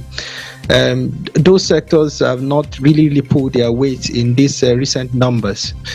Again, looking at, of course, an horizontal assessment of the report shows that although we cannot tell how many jobs have been created following the 2.54% real GDP growth recorded in the third quarter, the likelihood is that, judging by the kind of sectors we've seen growth come or emerge from, it's not likely that it would mean anything for the average household. Bear in mind, what I think has depressed the real GDP numbers for this quarter is the issues we've had with adverse exchange rate movement affected manufacturing sectors and virtually the MSME, which account for about 45% of the country's economy. So I think that those really are the issues to contend with right now. The financial and insurance sector that grew by 28.21% accounts for just a meager 5.26% of the GDP of the country. But apart from that, the seven largest banks in the country only employ 45,000 people. and we have a very large army of unemployed people. So that really is not likely to amount to anything, And I'm speaking specifically about the growth we've recorded, the massive growth recorded in financial and insurance sector. Okay, 0.03% growth that, like you said, not so impressive. Looking at these figures now, what's the outlook on the fourth quarter and why? Okay, so as I said earlier, I mean, the typical expectation would have been that fourth quarter would outperform the third quarter. There's this, progressive improvement in performance where the second half of the year is better than the first half, and the fourth quarter is typically better than the third quarter. But I think the lingering problem here is still the issue of the exchange rate. Adverse exchange rate movement will continue to affect the informal sector, as well as the manufacturing sector and the catalyst sectors that are required to actually record sustainable growth. Again, you want to look at the issues regarding inflation. We've seen inflation recently rise, food inflation also further rise to about 30%. That has implications for the disposable income of households, also for savings for households that are within the middle income class. So overall, I think that the issues around cost of living as well as adverse exchange rate movement would depress our outlook for real GDP growth numbers for Q4. We're likely to see another between 2.5 and 2.6% performance. But all in all, it doesn't really call for celebration. It's not impressive at all. The country ought to be growing at the minimum at around 5%. If you look at our long run average real GDP growth numbers, if you go as far back as 1999, Nigeria shouldn't be doing anything less than about 5%. And even this current administration has a similarly optimistic or maybe ambitious target.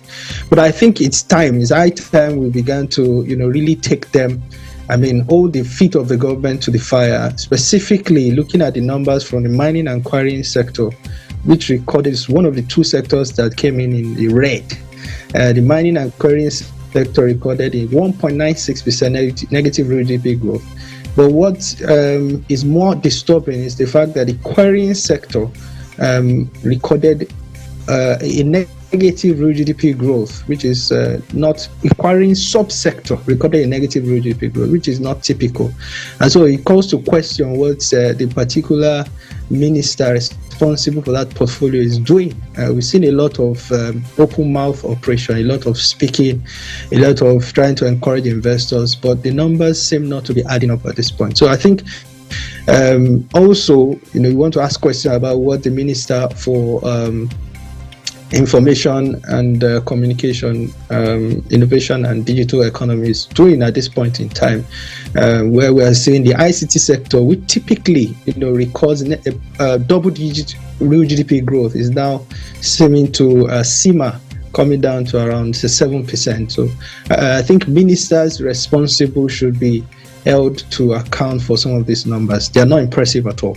Yeah. So speaking of the projection of the current administration, Mr. President is targeting 6%. Do you think the economic reforms by this present government will help generate a higher GDP? And the 6% that Mr. President is targeting, is it achievable?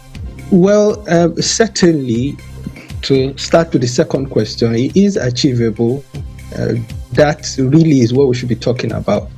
Nigeria's contribution or share of the global GDP is around 0.7%. For a country the size in terms of population of Nigeria, we should be doing nothing less than 1 to 2%. So, I think that should be our target, but I don't think we're on course. And I say that because I don't see any plans, and maybe I stand to be corrected. But what we've seen since the administration came into place since May 29 has been a lot of short-term macroeconomic stabilization programs, monetary policy, fiscal policy adjustments.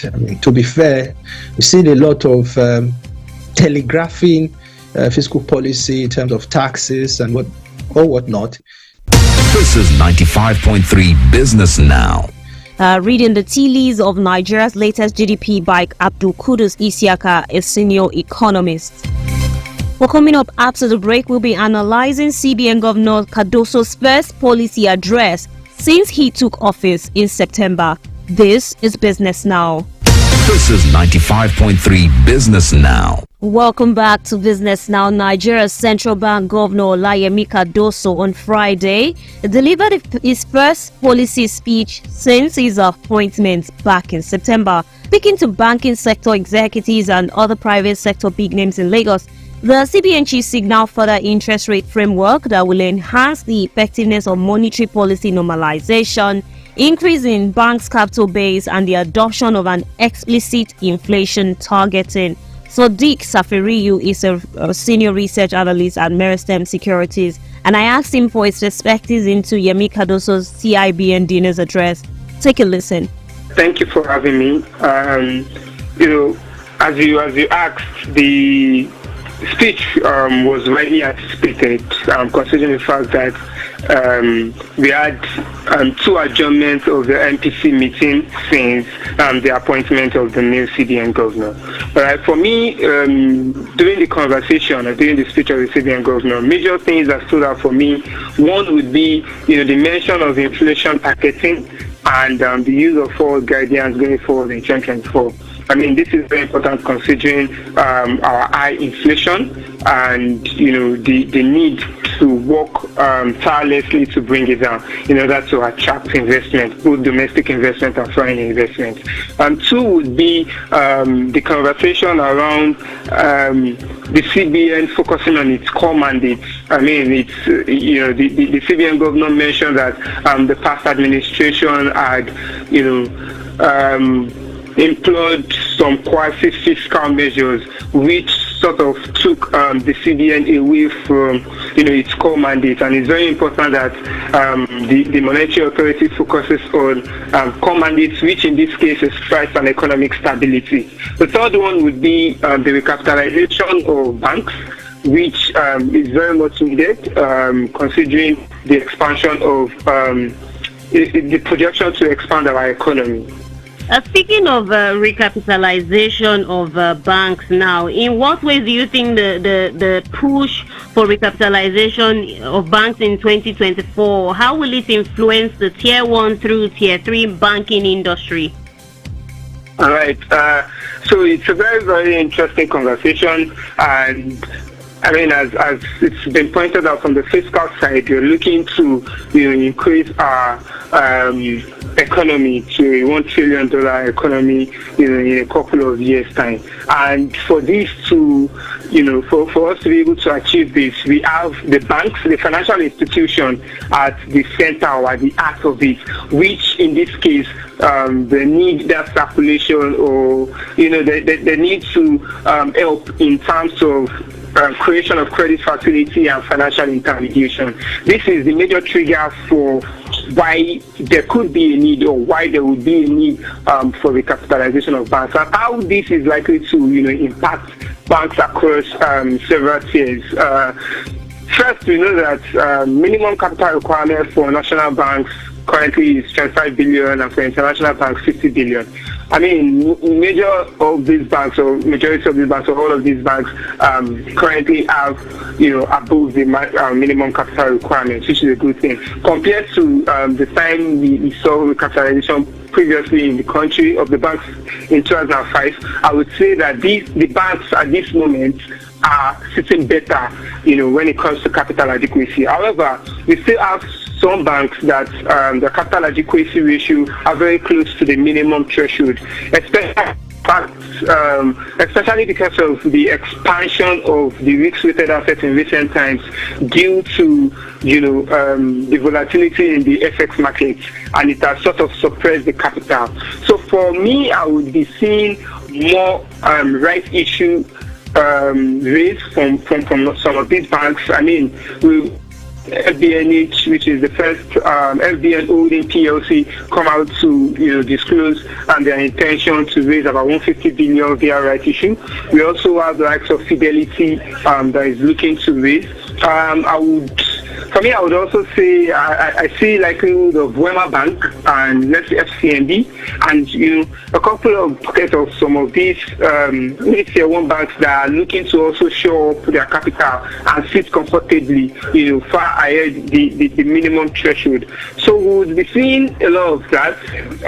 If there would be need for merger, we could see that, but much more of rights issue and maybe issuance of bonds, in this case perpetual bonds, so that it can feature in the tier one capital for the banks. On the conversation of clearing the FX forward backlogs, do you think the CBN is doing enough, and how much will this help in restoring investor confidence in the Nigerian economy? All right. I don't think the CBN is doing enough. It's very difficult to see. The CBN governor mentioned the initiation or how they've met with 31 banks in order to clear some of these backlogs. There is also, it's evident or it's no news that there is that FX scarcity or squeeze, in the economy due to limited FX inflow. And again, that was the reason why we are even in this situation in the first place. All right. So for me, I see it very necessary the backlogs to be done. Considering that we have to reduce the premium between the parallel market rates and the official exchange rate. For that to happen, we need that restoration of trust. And to do that, they need the airlines, banks, and all of that, the FX backlog needs to be cleared so that we can, as much as possible, be in a position to attract FX into the economy. And yes, broadly, it is very important at this time for the CBN to continue on the clearing of FX backlogs. Okay, if you can also quickly just answer this in about 30 seconds. I want you to speak to the coordination between the fiscal and monetary policies and how necessary it is at this time. All right. As I mentioned earlier, that the CBN governor talked about how in previous time the central bank had, sort of interfere with the fiscal authorities via some quasi-fiscal measures. However, there needs to be that, to take a step back so that the central bank can really focus on price and economic stability. And the CBN governor also highlighted that. And this is very necessary and important. While the central bank would maintain its independence and autonomy, that's very necessary. But the central bank be the alignment between the fiscal and the monetary authorities, considering the several reforms that need to be done.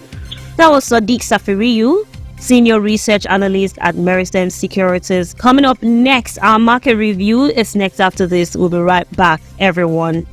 This is 95.3 Business Now. I am Aramide Flores on Business Now. Let's get straight into the trading week that ended Friday the 24th. There was a subdued momentum in the stock market as investors traded cautiously.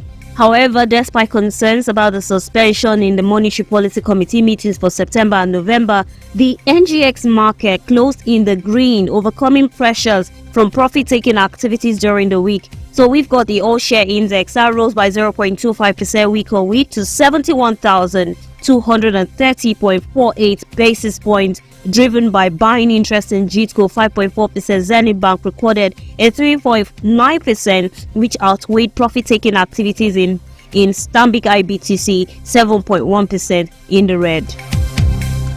Well, across frontier African markets, the Egyptian main index ended its trading week on Thursday in the green by 1.95%. The Kenya Burs rallied on Friday by 0.65%. That's the strongest in the week. Here in West Africa, the regional exchange in Abidjan increased by 0.20%, while the Ghana stock market remained flattish all last week. In Southern Africa, the Zimbabwe stock market reported a whopping 3.09% gain, and the JSE in South Africa printed a 0.36% positive at the close of trading.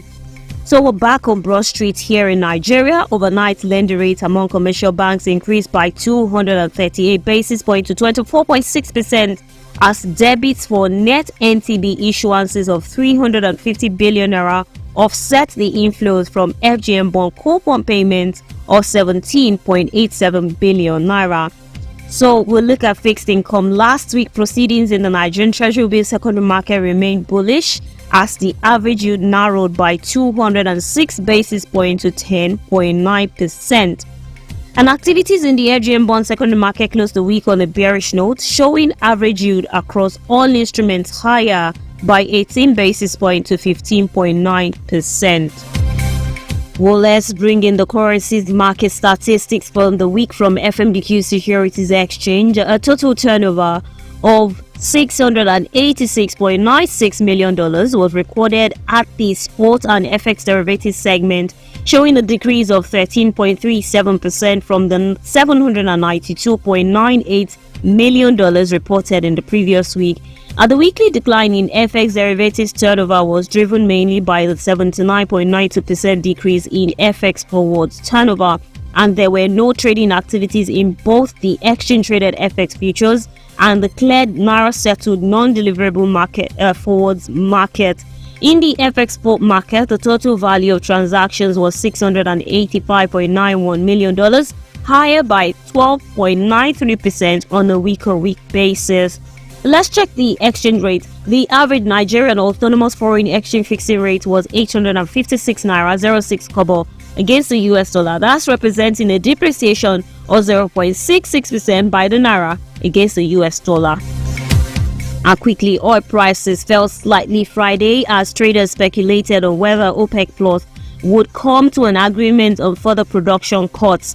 Brent crude futures dropped 36 cents or 0.44% to $81.06 a barrel, while the US West Texas Intermediate crude slid $1.09 or 1.41% to $76.01 a barrel. The Organization of Petroleum Exporting Countries and its allies, known as OPEC Plus, surprised the market with an announcement on Wednesday that it would postpone a ministerial meeting for 4 days.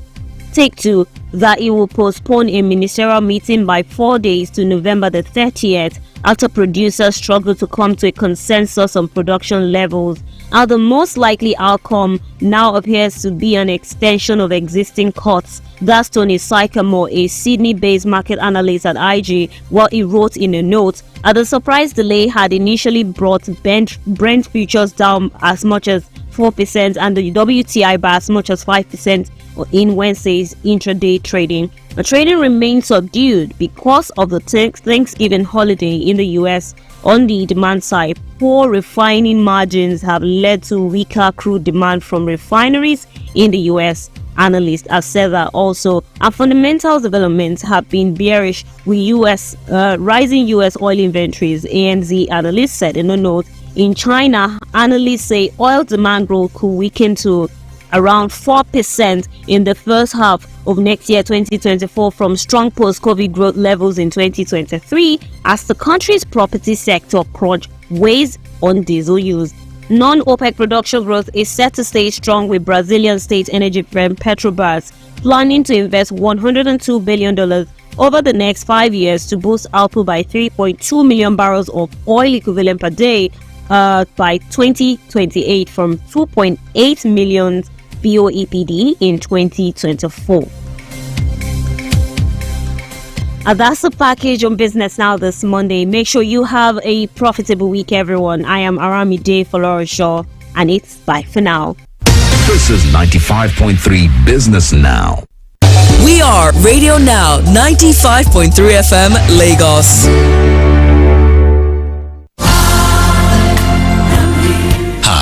I'm Chris. I'm a trader operating a chain of supermarkets. I engage in monthly comfortable contributions with my insurance company. It gave me the opportunity to inject capital into my business during peak periods and reap handsome returns. I never knew that an insurance company can be that helpful. Kudos to Mutual Benefits Assurance for such innovative and business-sustaining insurance products. Take advantage of the delightful offers and experience the peace that comes with knowing that you can count on Mutual Benefits Assurance to protect you and what you value the most. Call Mutual Benefits Assurance today on 0905 474 4444 to get started and enjoy these and more, or visit www.mutualng.com for more information.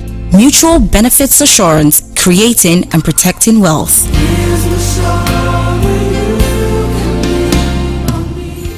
This is Now Breakfast.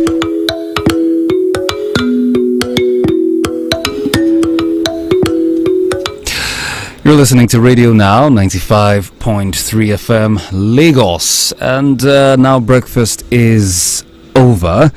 But before we go to the news and what comes immediately after, I will just let you hear from Stephen Imediago, who is going to be on the midday show in a bit. Hi, Stephen. Hello, David. Good morning, Lagos.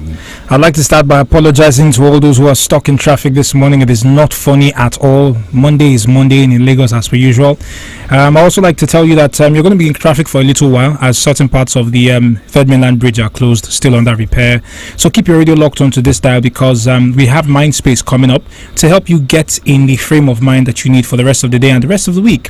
We've also got Your Take as well as the Midday Brunch, sports stories on Sports Summary, and we've got Stranger Stories to put a laugh on your face, and as well as a reminder of where to put your money and what the markets are saying on Business Now at 1:15. But that there's also great music coming your way during the course of the next 4 to 5 hours right here.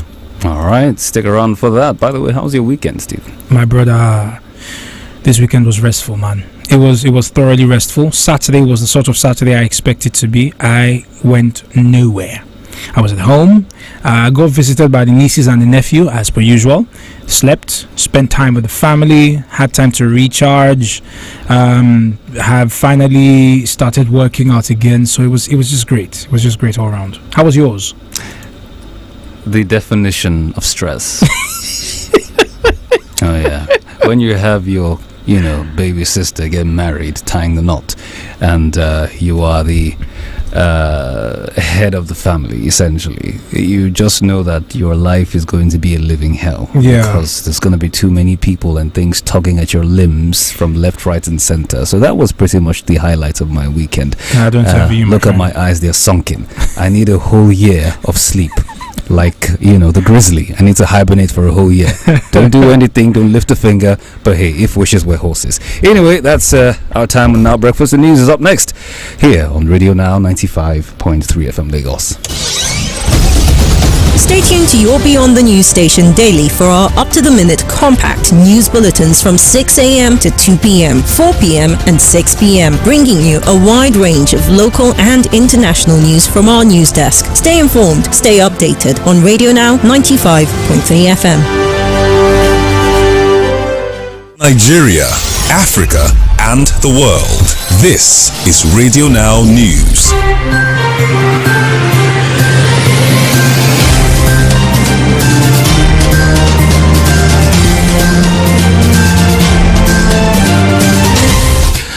The news at 9 this morning. The ECOWAS Court of Justice has ordered the government of Nigeria to amend some sections of the Nigerian Press Council Act of 1992 to align with international best practices that promote free, pluralistic and professional journalism.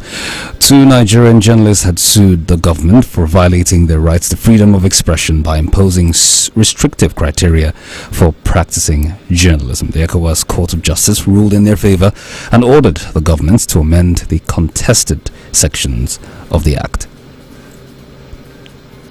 And the NDLEA operatives raided a lounge in Osogbo over the weekend where a party organized for consumption of illicit substances was to be held, and arrested some of the organizers who were found with drug exhibits. The bust comes on the heels of an earlier raid on Thursday, November 23, at Area 5 Forest Reserve, Ile-Ife, also in Osun, where operatives recovered 156 kilograms of cannabis. And the federal government has begun a process to address the challenges in supply and pricing of cooking gas. In a statement, Mr. Louis Iba, spokesman for the Minister of State, Petroleum Resources, Gas, Ekperigbe Ekpo, said the minister waded into the issue following a rise in the price of LPG per kilogram from about 700 to above 1,100 naira in some parts of the country. He said a meeting which was held at the NNPC Towers, Abuja, recently had in attendance top officials of Chevron Nigeria Limited, led by Sensei Narasimi, Nigerian Midstream Downstream Petroleum Regulatory Authority, led by its Chief Executive Officer Farouk Ahmed, and the Nigerian National Petroleum Corporation Limited. And the Nigerian Council of Registered Insurance Brokers has decried the low insurance penetration in the country and blamed it on poor understanding and lack of access to registered brokers to offer them professional guidance on the consumption and regulatory procedure. And on the foreign scene, Pope Francis on Sunday welcomed a truce that has seen some hostages set free in the Middle East and prayed for further releases. And that's the news update at 9 here on Radio Now 95.3 FM Lagos. Many thanks for listening. I am David Chiedu. The midday show kicks off with Mindspace here on Radio Now. Good morning. This is Radio Now News. Police officer now. I know to make money today, I beg now. Hey! Laolu! Today is the day you are going to pay for all your sins. Something exciting out of the stables of Sanitary Pad Media Campaign. Not me. I know well, wallahi. Since yesterday, my stomach, I dey pain now. Come on, I no sleep. Yeah. A radio drama soap, My Period, My Pride. This woman come up for road. You know they look your back. Come up for road, this woman, huh? Come up for road. My Period, My Pride, an advocacy tool for the provision of free sanitary pads for schoolgirls in Nigeria, powered by Sanitary Pad Media Campaign with support from MacArthur Foundation and Radio Now 95.3 FM. My Period, My Pride, Season 1, The Story of Ife. Every Saturday at 10 a.m.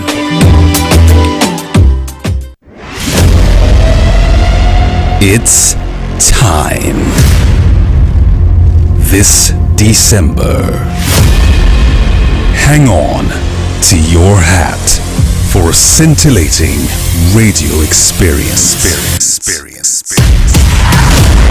Radio Now 95.3 FM Lagos presents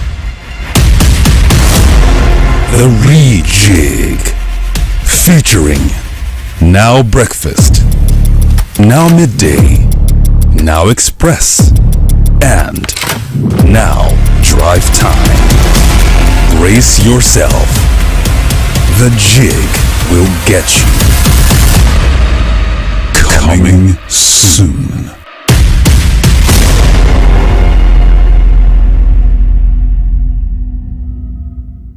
Kwamitin kula da daidaita harkokin tsarin kuɗi wato FSRCC tare da haɗin gwiwar hukumar yada labarai ta ƙasa wato NBC na mai ƙoƙarin yin gargaɗi ga mutane domin su ƙaurace wa 'yan damfara da ke damun al'umma wato IFOs wanda hakan haɗari ne ga jama'a da kuma tsarin hada-hadar kuɗaɗen Najeriya. Ana mai shawartar gaba ɗaya mutane da su guji yin mu'amala da masu gudanar da harkokin kuɗaɗe marasa lasisi. Ku tabbatar da kun yi binciken matsayin lasisin waɗannan kamfanonin da tsare-tsarensu akan waɗannan yanar gizon. www.cbn.gov.ng, www.nicom.gov.ng, www.pencom.gov.ng, www.sec.gov.ng domin kai korafi ga duk wanda ake zargi ga wannan haramtacciyar harka zuwa ga hukumomin doka da suka dace.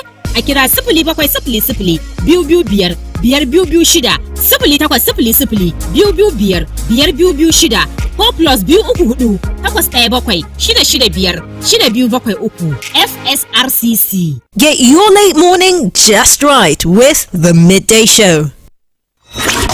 Connect with us now via our social media channels. Facebook.com/RadioNow953FM. We're on Twitter too. Connect with us there and get involved. At Radio Now 953FM. 953FM. Like what we do? Share it on your socials and tell everyone. Want to see some more of us? Head over and meet us on Instagram at Radio Now 953FM. Get in touch. We'd love to hear from you.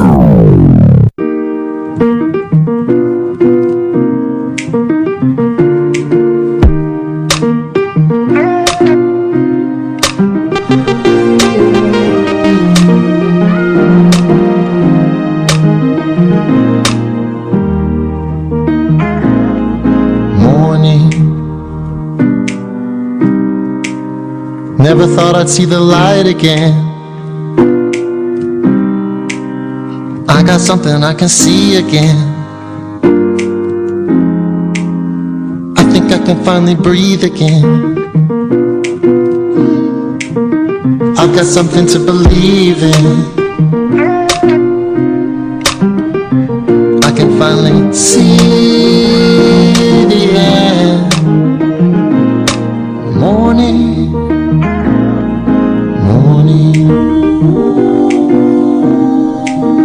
Never thought I would be here again.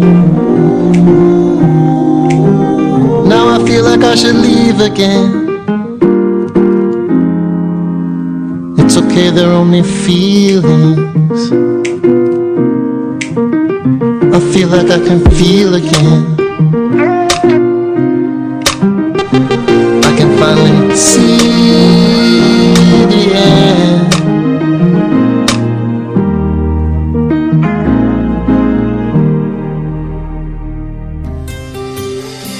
Part of our online community on Facebook. Like our page on www.facebook.com/This Is Radio Now to join every conversation on air and get up-to-date news information on the go. This is calm. This is positive. This is healing. This is Mindspace on Radio Now 95.3 FM.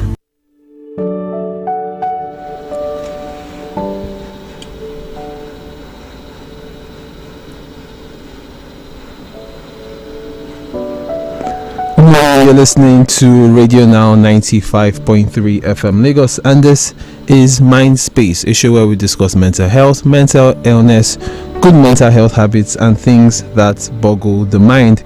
I am Tomi Olubemi. On today's show, we take a look at gratitude.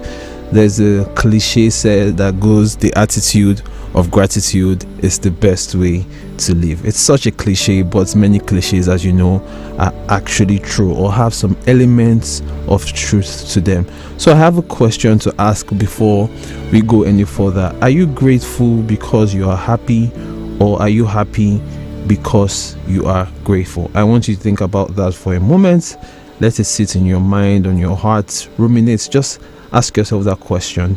Are you grateful because you are happy, or are you happy because you are grateful? So what exactly is gratitude before we go any further? Gratitude is a positive emotion that involves being thankful and appreciative, and is associated with several mental and physical health benefits. When you experience gratitude, you feel grateful for something or someone in your life, and you respond with feelings of kindness, warmth, and other forms of generosity. The word gratitude can have a number of different meanings depending on how others use it and in what context. In general terms, gratitude stems from the recognition that something good happened or will happen to you, accompanied by an appraisal that someone, whether another individual or an impersonal source such as nature or a divine entity, was responsible for. So what does gratitude look like? How do you know if you are experiencing a sense of gratitude, expressing your appreciation and thanks for what you have can happen in a number of different ways. For example, it might entail spending a few moments thinking about the things in your life that you are grateful for. It might entail stopping to see, to acknowledge, to observe the wondrous beauty of something you encounter in your daily life. It might involve just being appreciative for good health. It might involve thanking someone for the positive influence they have in your life, doing something kind for another person to show that you are grateful. It might involve paying attention to the small things in your life that bring you joy, levity, and peace. It might involve praying. It might involve meditation, and it might just involve giving thanks in general. And how do you measure gratitude? You can evaluate your tendency to experience gratitude by asking yourself the following questions. Do you feel you have a lot to be thankful for in your life? If you made a list of all the things you are grateful for, would that list be long or would it be short? When you look at the world, can you find many things to be grateful for? Do you feel your appreciation for life and other people has grown stronger as you've gotten older? Do you frequently experience moments when you appreciate something or someone? Do you appreciate a wide variety of people in your life? So now that we have discussed how to measure gratitude and signs of gratitude in your life, let's also talk about how to practice being grateful on a daily, monthly, weekly basis. Developing a sense of gratitude isn't very complex or challenging. It doesn't require any special tools or training, and the more you practice it, the better you will become and put yourself in a grateful state of mind. This is how you do it. Observe the moment in which you find yourself. Take a moment, take a second to focus on your experience and how you are feeling at that very moment. Take stock of your senses and think about what is helping you to deal with life, to cope with life at that moment. Are there people who have done things for you, or are there particular things helping you to manage your workload, stress, or are there particular things that make you feel good about your life or that help you accomplish what you need to accomplish in your work or your relationships?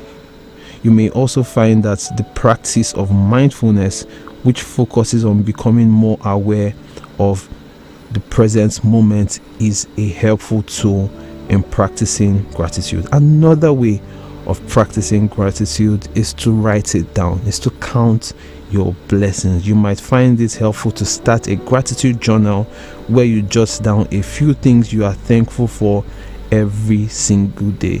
You can do this on either a physical journal, or you could create an online journal on Google Docs or whatever other platform you use to write documents, right? So it's important to jot things down.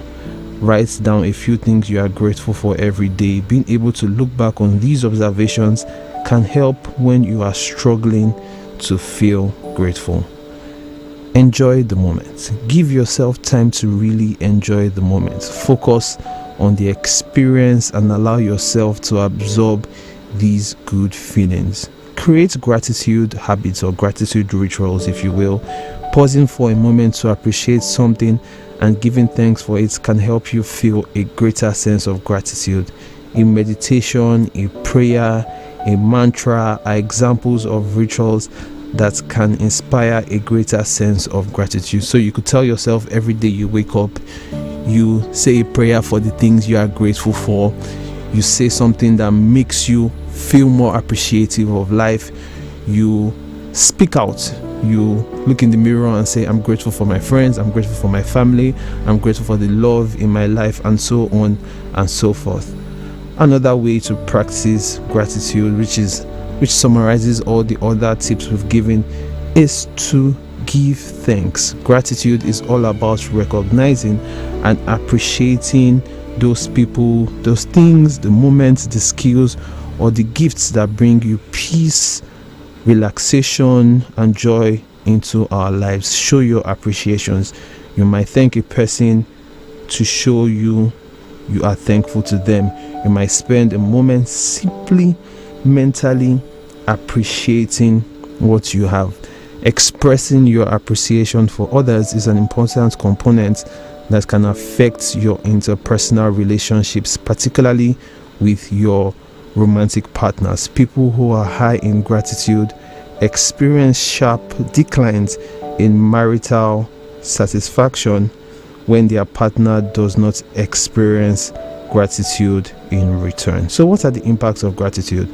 The practice of gratitude can have a significant positive impact on both your psychological and your physical health. Some of the benefits that researchers have uncovered include getting better sleep, having a higher self-esteem, decreased stress, lower blood pressure, a better immune system, less anxiety and depression, stronger interpersonal relationships, and high levels of optimism. Research also suggests that people who tend to be more grateful are also more likely to engage in other health promoting behaviors, including exercising, following their doctor's recommendations, and sticking to a healthier lifestyle.